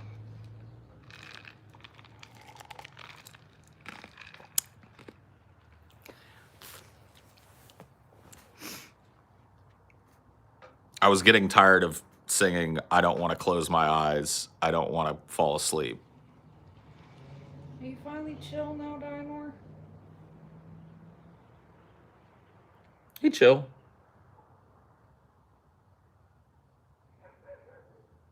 He chilling. He was in the sun for a while, now he's in the shade. Keeping that regulated. He seems like he's chilled out a little. You get all your borks out? Come on. Come see me. Come see me. Jump up here. Hello. Hello, my friend. Where's your ball? You abandoned it in the yard. Let me go walk and find your ball. Here, I'll take these people with us and we'll go find your ball once and for all. Okay? Let's go find it. Sure, it's towards your left. So. Yeah, I know. It's over in here somewhere. Oh, there's a squirrel. Hello. Or a woodchuck. What are you?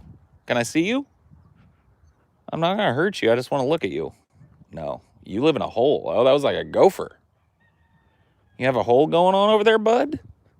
Can I see it? You ain't got to get crazy.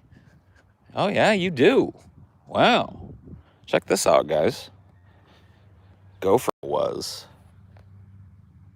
See it there? Isn't that cool? I just saw his hairy little ass run down in there. All right, D. I took a little detour, but we're going to find this ball.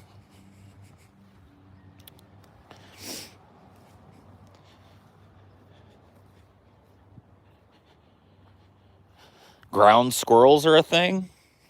I did not know that. Maybe he's a ground squirrel. There's your ball. Now it's all sunburned. Yeah, it's all discolored now. Doge is up. Cool. Cool beans.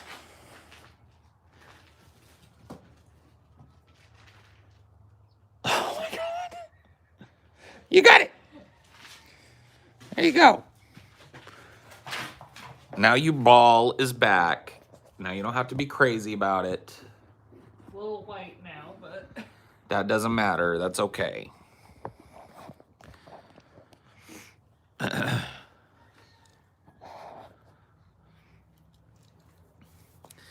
Dinor is now free balling.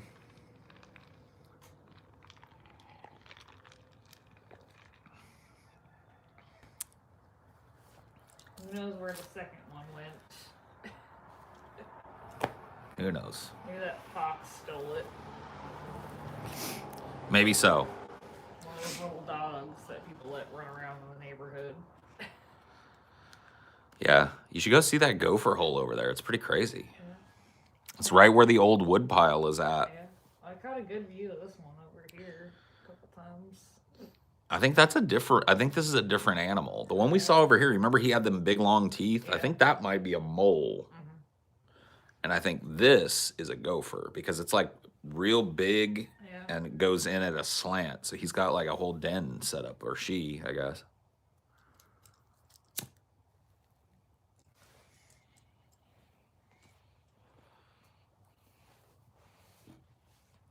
What would be your final meal if you were on death row, Paul?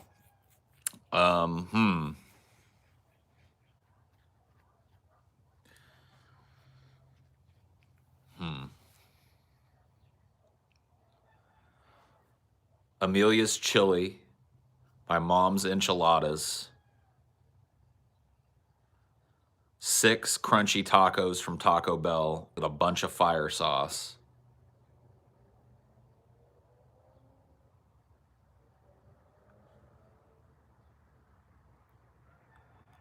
a pepperoni and jalapeno pizza from whatever the local pizza joint is, baked well done, and a bunch of blue coconut slush from fucking Sonic. Like I want 3 big ones, 3 giant blue coconut slushes. And then when you die, you just let out a giant fart. Yeah, when I die, all of that nastiness just comes shitting out of me and the cops have to clean it up. I got him.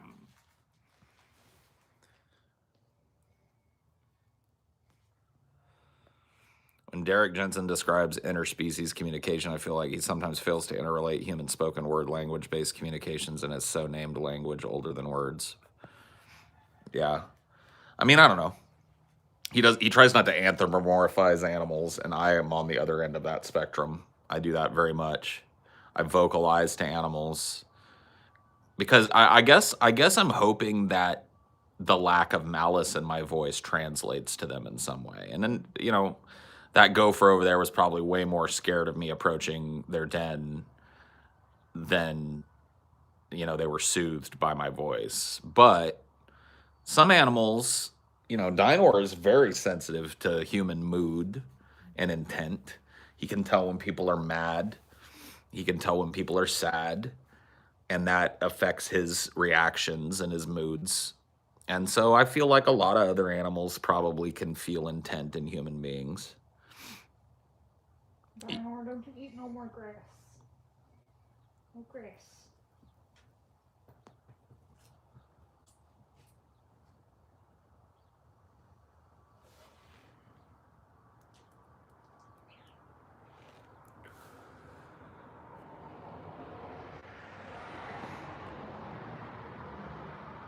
He vocalizes to animals too. The genesis of the book was a conversation between him and coyotes. Yeah. He clearly believes in and utilizes the power of spoken word communication, but doesn't always relate it to the way that animals and humans perceive each other naturally. Oh, for sure. Yeah, no. It's been a long time since I read A Language Older Than Words, by the way, because that's a really rough book to read. It starts with a very frank description of his abuse as a child, and it is hard to read. And Shitty Economist, thanks $10. Cool name. Oh, he's the one that was talking about his stonks. Yeah. And so it is definitely not an easy read. But yeah, there was a video recently that I watched of Derek Jensen's vlog where a fucking black bear just walks up to his window and he just keeps vlogging like it's not even there. And I was like, holy fuck. That's amazing. I shit you not. He's just sitting there, and he sits in front of this sliding glass door into his backyard, and all of a sudden he's talking and a black bear walks up and starts sniffing at the door. And he doesn't regard it at all. He just keeps on talking about what he was talking about. And I was like, the dude is he's a wizard. That would be like if a hawk came and landed on my arm right now.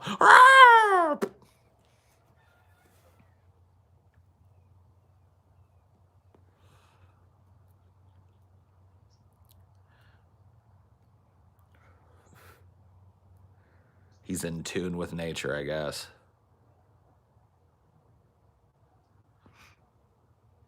Hey, bees. We got a pair of bee scouts out here today. Yeah. I know that book had the bees as the super sentient AI, but I doubt it. Yeah. I can't picture the bee takeover of Earth. Well, now we've got a pair here. They're checking out Amelia's sweater because it looks she's got yellow on her sweater.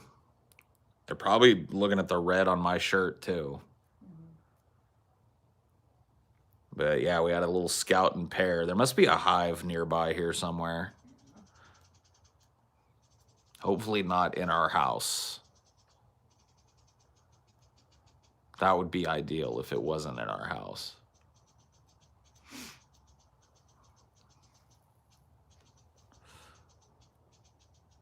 Bees can't see red. Oh, well, then they weren't looking at me. Unless you got some ultraviolet on you. Yeah.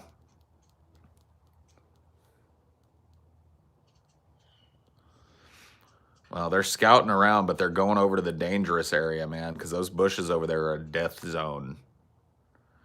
And I'm telling you, in spring, if those bushes flower, and I bet they do, I bet there's some flowering and stuff maybe that happens in the spring. It's going to be a fucking feeding frenzy over there. It's gonna be crazy. There are dinosaurs in them there bushes, bees, and they're making their way over there too. They're gonna get clipped. You think they would have learned by now? Like every time they send some scouts out here, they never come back. They get clipped, dude. It is fucking crazy to watch. These little birds, I don't know what they are that live in this bush over here. They fucking come zooming out of there like little fighter jets, and they just like clip. It's like dragonflies, moths, whatever fucking flies near those bushes. That's a death zone. And it just looks like a normal ass bush, you know? But it is filled with dinosaurs. Just waiting to clip any goddamn thing that flies by that's smaller than them. Pretty crazy.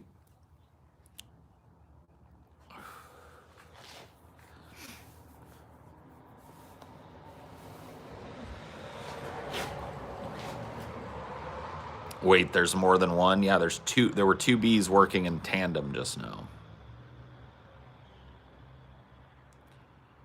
Oh, wait. You're talking about some other fucking thing.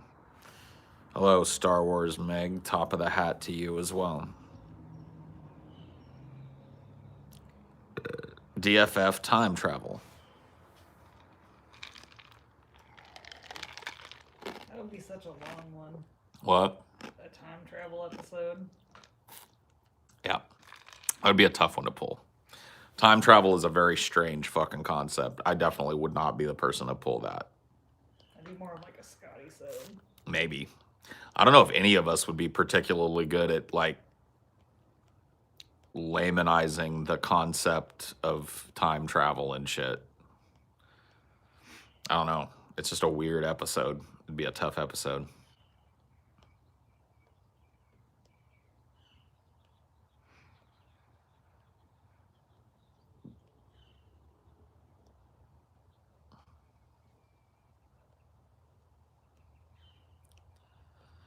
End the stream. How about you just go away? Yeah. How about you get banned? How about that? There you go. Stream's over for you. Have you ever watched ROV footage from the Marianas Trench? I have. I've watched a lot of deep sea footage. It's fucking crazy, dude. The deep ocean is so fucking like interesting to me because we know more about the surface of the moon than we know about the bottom of the fucking ocean. Like it's like truly the last frontier left on the planet. We've mapped everything else. All the land masses have basically been explored and mapped out, and we know what they are and how they are, but like under the water and shit, there's so many, like every time they do a deep sea expedition, they discover like 10 new species of animal that they didn't know exist. I remember back in like the late 90s, early 2000s, they discovered this whole like ecosystem of animals living around these hot vents in an area that was like they assumed was hostile to all life because of the heat. It's like, you know, way deep in the ocean, so heat from the Earth's crust is like boiling out into the water. These like mineral rich gases, right? And they're super heated.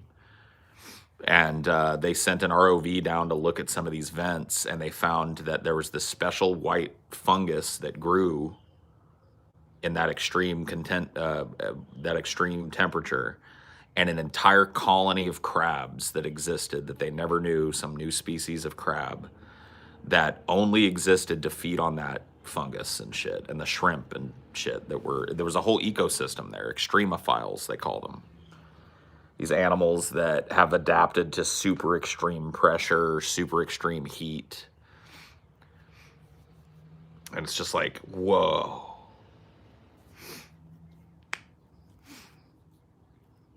The giant squid is crazy too. They didn't get any actual footage of it until 2004.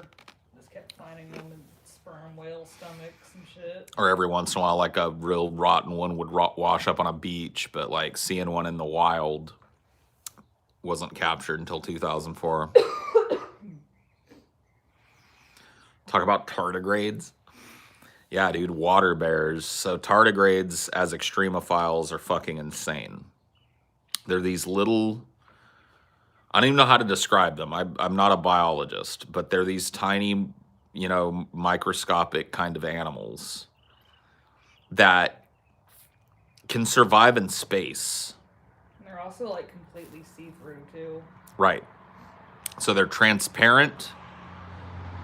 You could put them on a rocket and fire it into space, and they'd be just fine. And there is speculation that it is possible that it is how they got to our planet, tardigrades, because they're another evolutionary mystery. Yeah, and they're pretty advanced too. Like they got exoskeletons and they got like muscles and little legs, and Yep. you can watch them poop, watch them lay eggs. Yep. They're called water bears because they kind of look like that. They're like these little, I don't know. They're not classifiable as a species. They're extremely resistant to heat, cold, radiation. Like all of the things that kill normal biology on this planet, these tardigrades just shrug it off. They're just like, whatever. Yeah, we'll be fine. Put us on a fucking meteorite. We're fine. We don't need the Earth to live. And it's like, what?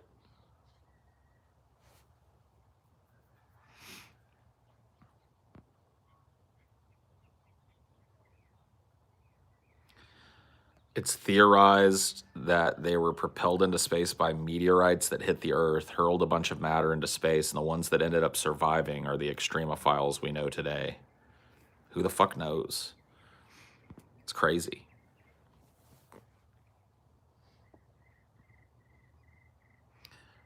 We should seed the moon with tardigrades. It'd probably be fun.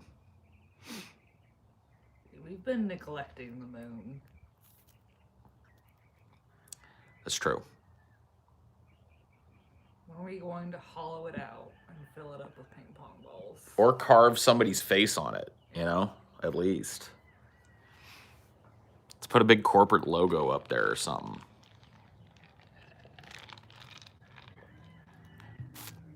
I think we are slated to go back to the moon soon. If Biden wants to continue that. Yeah, right. If Biden continues to fund it, which he may. I mean, it would be a good look, probably, politically speaking.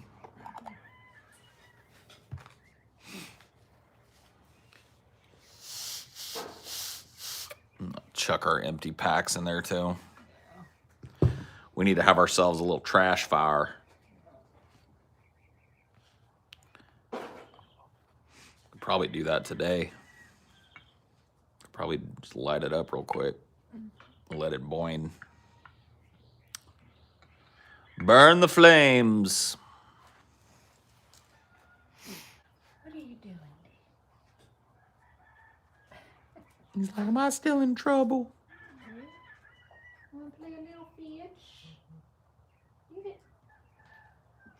Get it.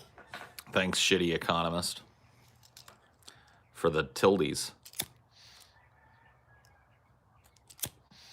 You just want to have it as your baby ball.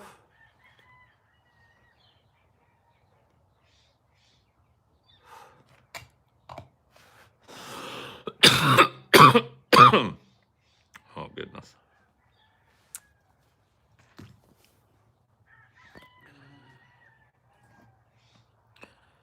Could you fight 3 New York Italian midgets?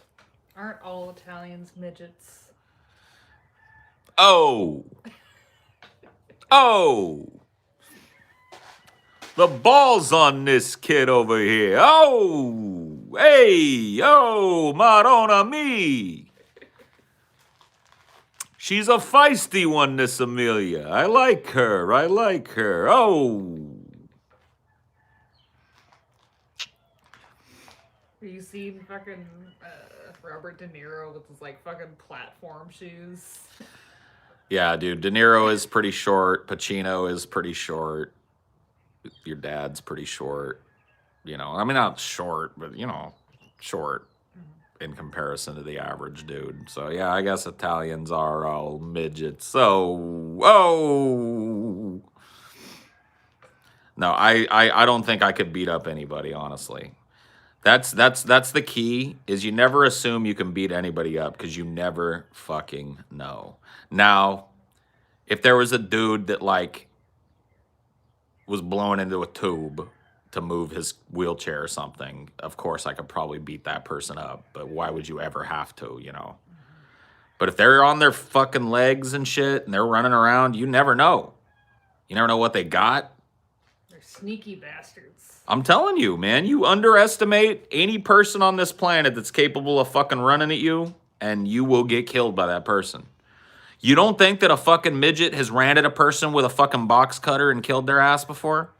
You don't think that's happened like at least fucking 200 times in the history of humanity? Guaranteed, at least. You think those people thought like, oh yeah, that I could take that midget? They probably did. And guess what happened? Maybe once. Box cutters are pretty new. Okay, well, I'm talking about like a sharp object, a dagger, a fucking short sword, a fucking kitchen knife, whatever the fuck you want. Are you telling me that hasn't happened a couple thousand times in human history? Yeah, we have the pygmies and shit. Yeah. Then you look at like some of these little dudes are fucking ripped. Like their upper body strength is crazy. You don't want to fuck around, man. You don't think about that shit. Did I miss one here? I'm sipping wine in my backyard fire in your honor, sire. Okay, cool. Well, thank you for the €5 or pounds or whatever that is. It's pounds. Is it? I always get them mixed up. They look too much alike. Yeah. And we should have known then they'd leave the EU and they wouldn't change their fucking currency. Yep.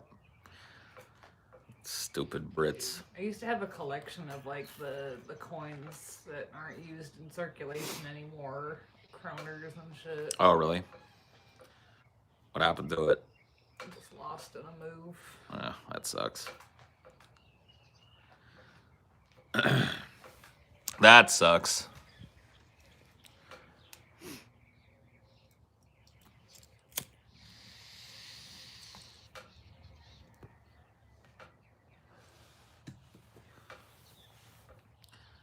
They still blame everything on the EU.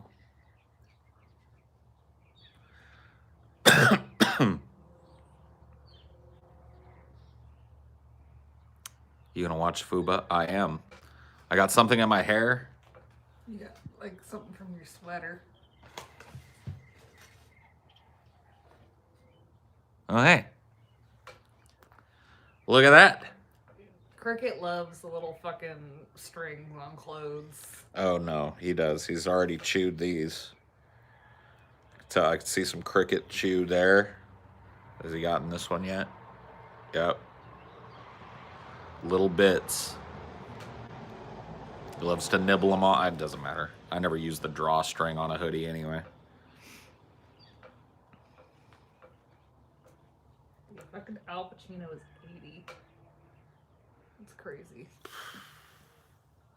That is really crazy. 80.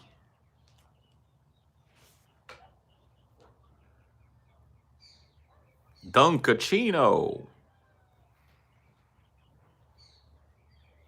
Say hello to my mocha blend. Dunkachino.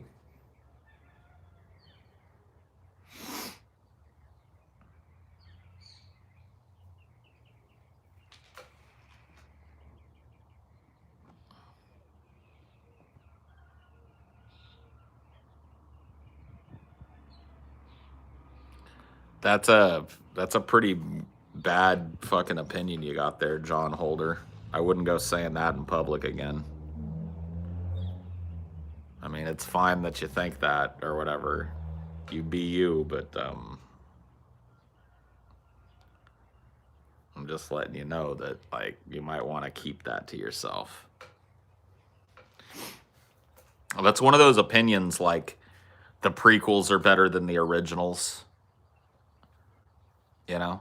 Star Wars prequels are better than the original fucking Star Wars movies. That you might want to like. Or saying that the sequels are better than the prequels. Yeah, or saying that the Star Wars sequels are better than the prequels. That's another one of those ones that you might want to keep to yourself.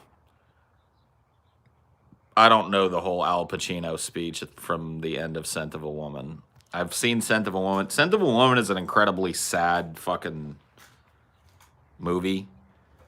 And I've only seen it a couple of times because of that. It's a really good movie, but it's a very sad movie for me to watch.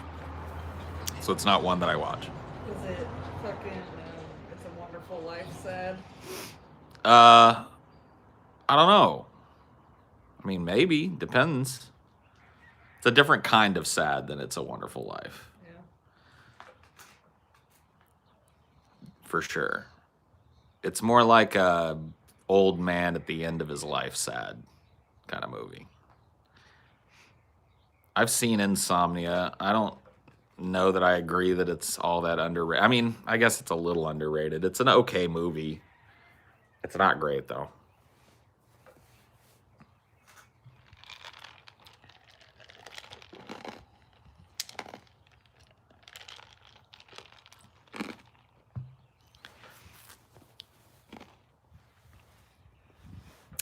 Dunkachino.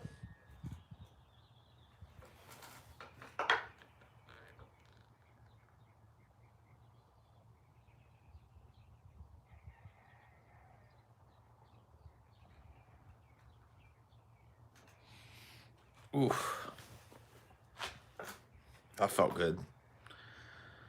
This rocking chair has that like curved back kind of thing that like pressing myself up against it and leaning back forces my spine to like conform to like this straighter line thing. And it feels pretty good. Like it stretches my spine a little bit. Like if I push against the seat or push against the handles, you know?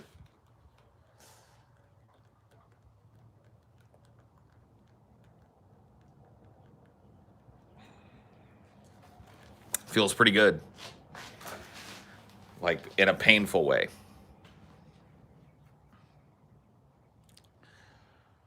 Whee!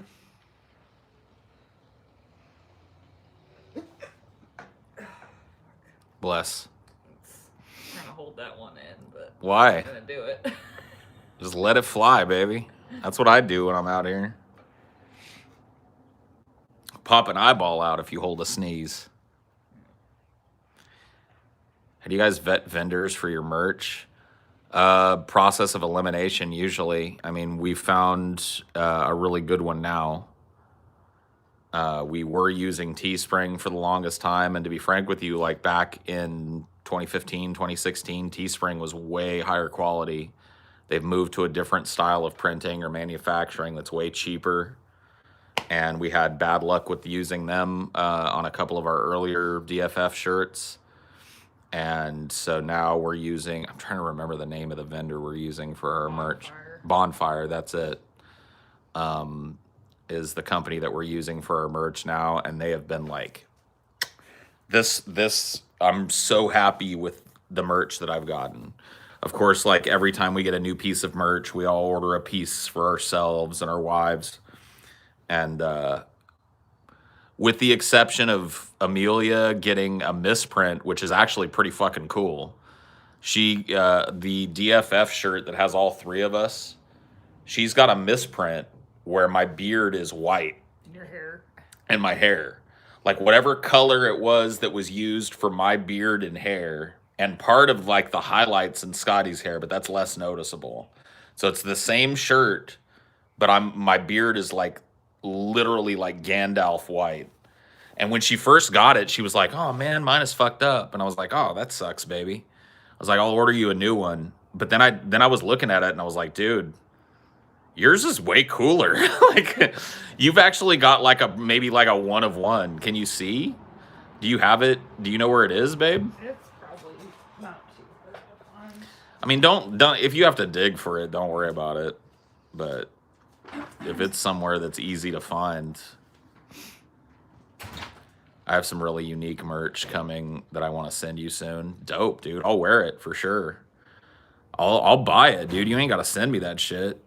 You just give me like early access to whatever the fucking purchase thing is, and I'll snag a couple pieces of your merch and wear it for sure.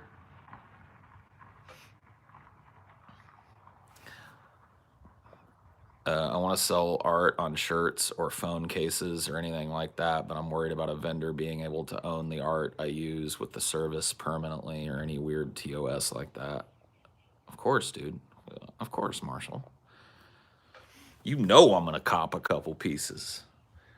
You know I'm going to get a couple pieces of merch. As long as you make fat guy sizes, that's important. That was another good part of bonfires. I think they go all the way up to 4X. And I was like, that's beautiful. There you go. Oh, yeah, look. She found it.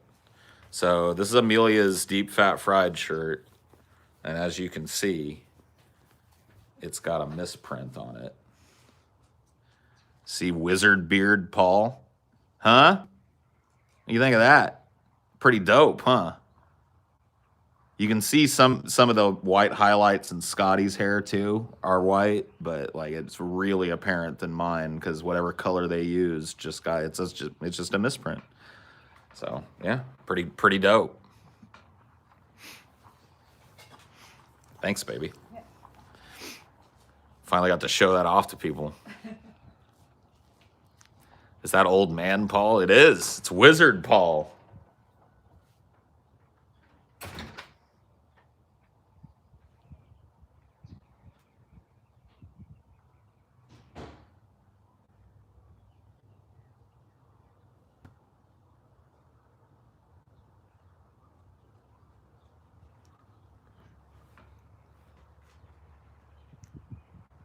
That's the picture. That's the face I'm making on the shirt.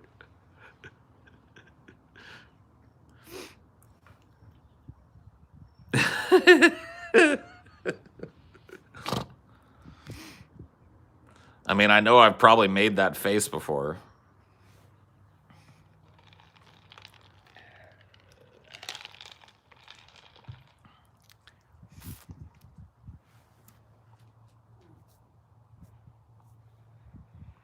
What are you gurring about? You're already on a rocking chair on your porch. You're halfway there. Yep, living on a prayer. Oh, we're halfway there. Oh.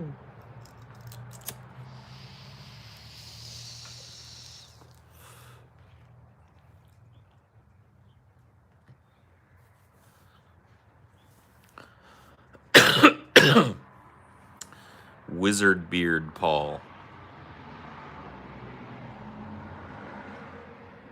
Drinking water? Yes. I drink water all day. Water is easily the beverage I drink most of, which is good.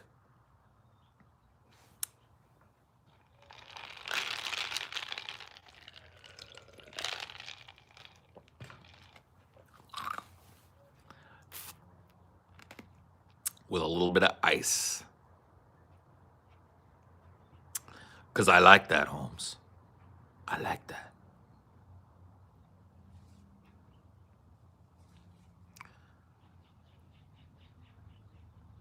No, I'm not going to color my beard.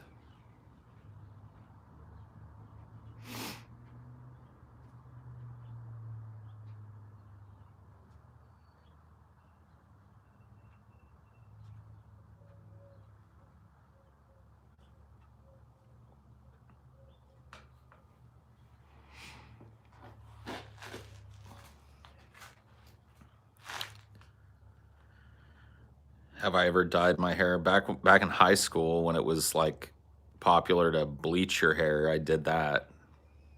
Does that count?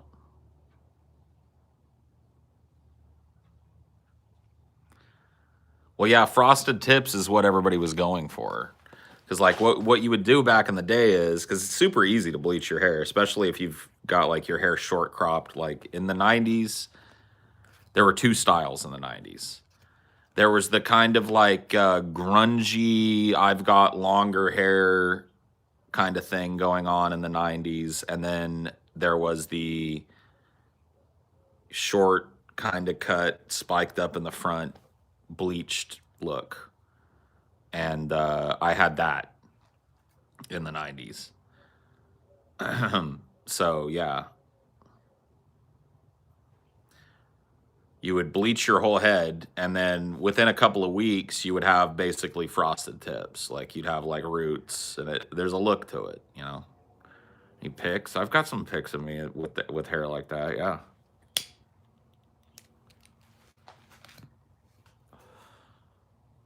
I don't know if there's any way for me to show them to you because I have them scanned like digitally.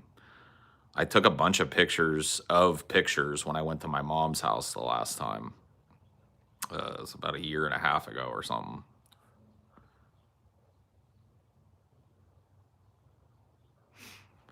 But yeah, I've got some pictures of me rocking the "Hey now you're an all-star" look.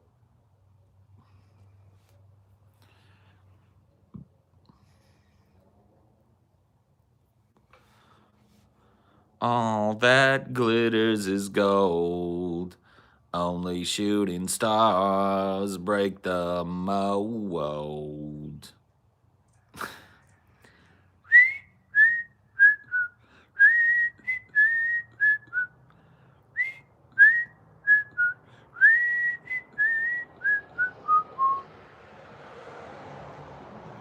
I'm 40 years old. Comments on my hairline are constant. I'm happy that I have a good hairline. Thank you for letting me know.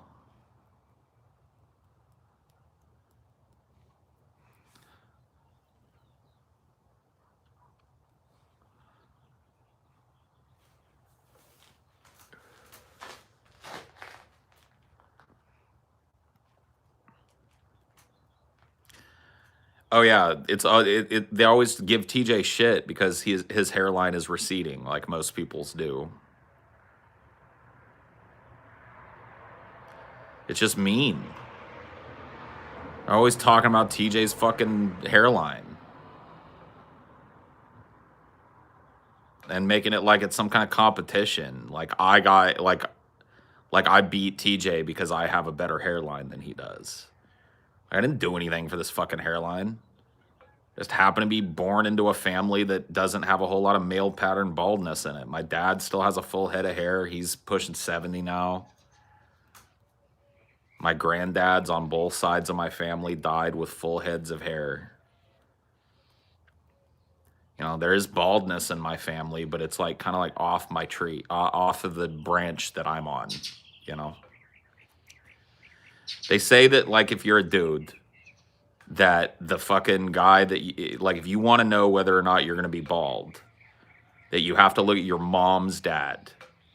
That is the, like, indicator.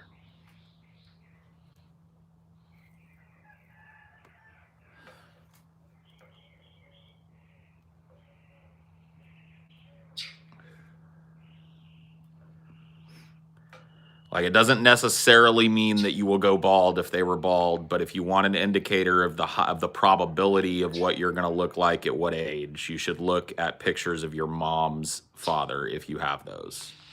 Yeah, it's an indicator, but not a guarantee, of course, like as I was saying.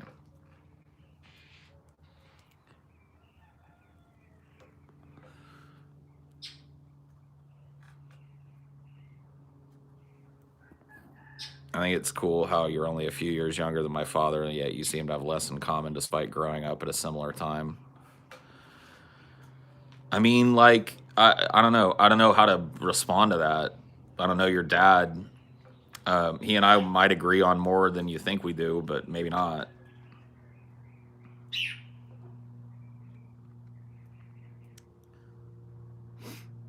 My mom's hair thins more than my dad's hair. Yeah, I mean, hair is weird, dude. Human hair is very a strange thing.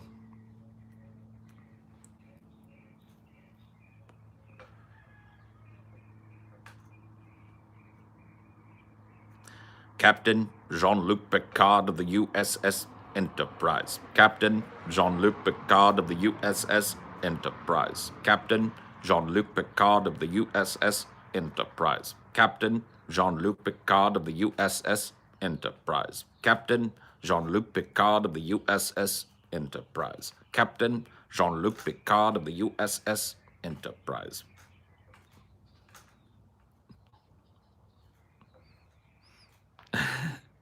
YTMND fans, anybody?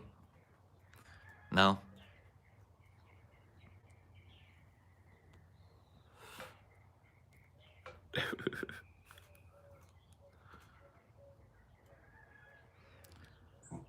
Why aren't wigs more normalized?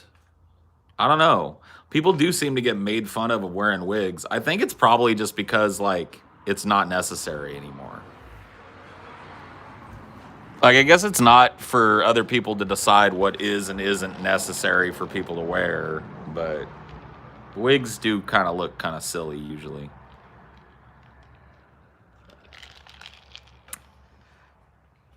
Baldness used to be very looked down upon, and I think it's a relic of that, probably. But I don't know. Like, for a lot of guys, I feel like that their feeling of like vitality and youth and stuff is tied to their hair, and some guys really just have it bad. They start balding as teenagers. Like, I knew dudes that were teenagers in high school whose hairlines were not looking great. Right. And so it's like, you know, they look at it as like a sign of youth and all of that. And it really isn't. It's just a fucking trick of genetics that happens to people.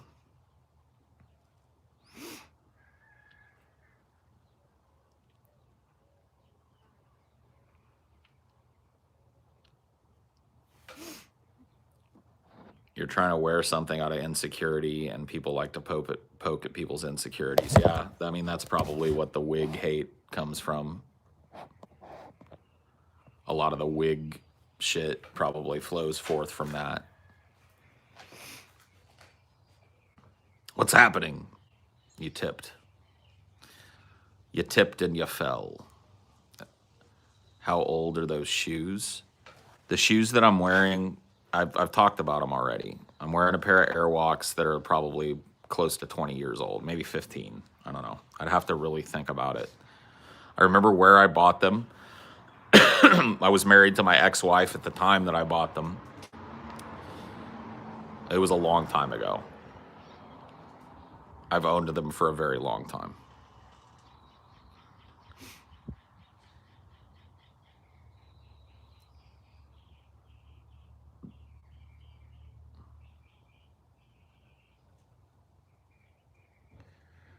Oh, D.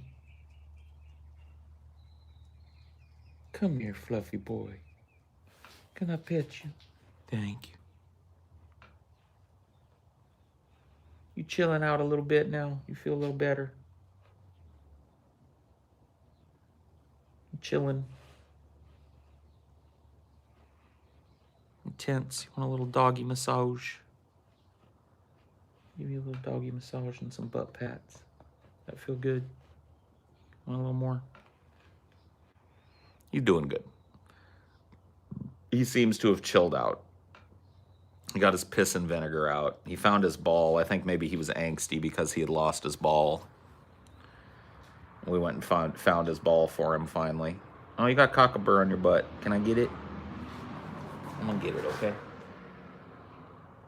Hey, let me get it. All right, I'll get the scissors later, and I'll get the cockabur. I'll get the scissors later, and I'll get that cockabur, okay? We'll get it. No big deal. Just a little cockabur.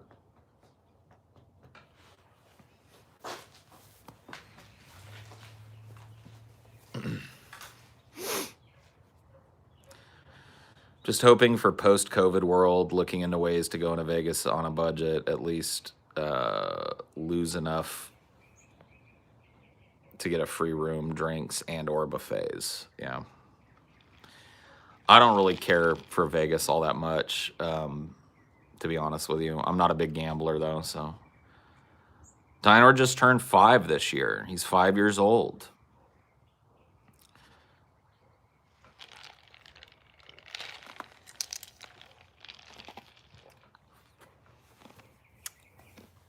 Pretty crazy. Old boy. Nah, he's middle-aged now. It's the same age as me. That's why me and him get along so well now. We're both the same age.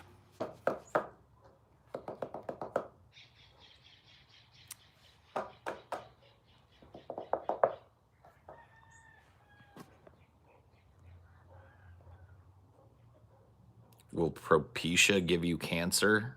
Don't ask me stupid fucking questions about medicine and shit. Don't ask stupid fucking questions in general. It's likely to get your dumbass banned, and the likelihood goes way up if you have no profile pic and shit. So, just so you know.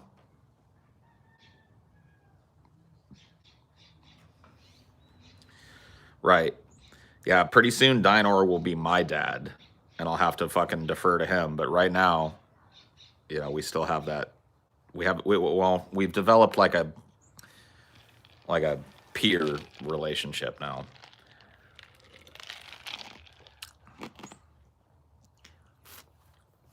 We'll exist in that for the next couple of years, and then he'll be the old wizened sage, and I'll have to listen to his shit.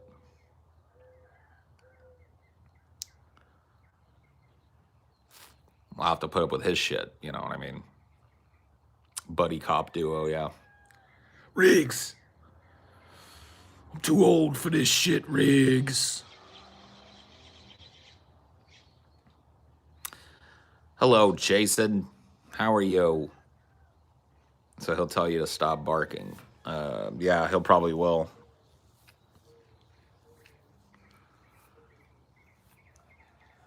He'll probably bark at me to tell me to stop barking. That's probably what'll happen, I would imagine.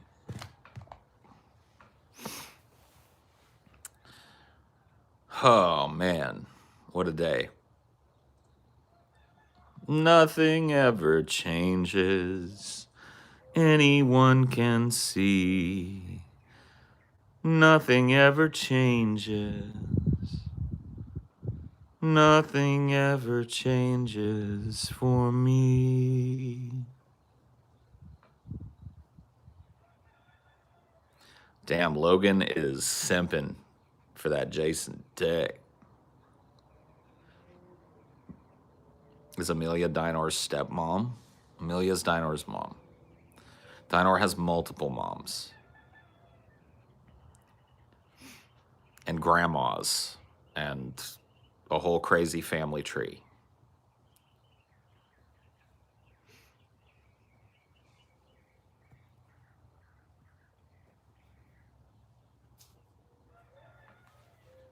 Only one dad, though. One pappy. Huh. Ain't that true?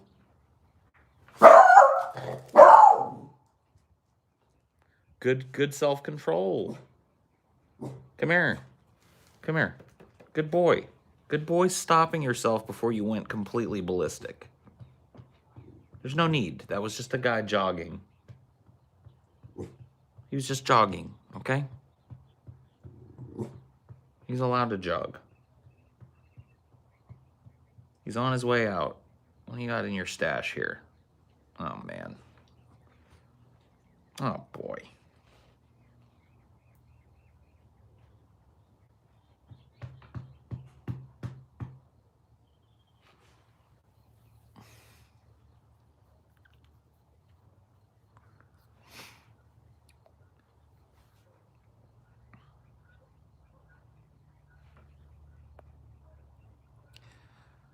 Do you think horror games are a good way to introduce someone to horror?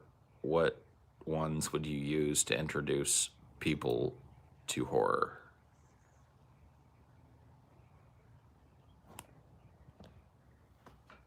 I don't know, man. I'm sorry. I'm not mentally in the place to answer that question. I don't know. Depends on the fucking person. Depends on too much. Like, there are different people in the world, and I would give them different movies, like, to introduce them to this genre of horror or that genre of horror, depending on their personalities and what they were into and shit. So, the best I can do. I don't know.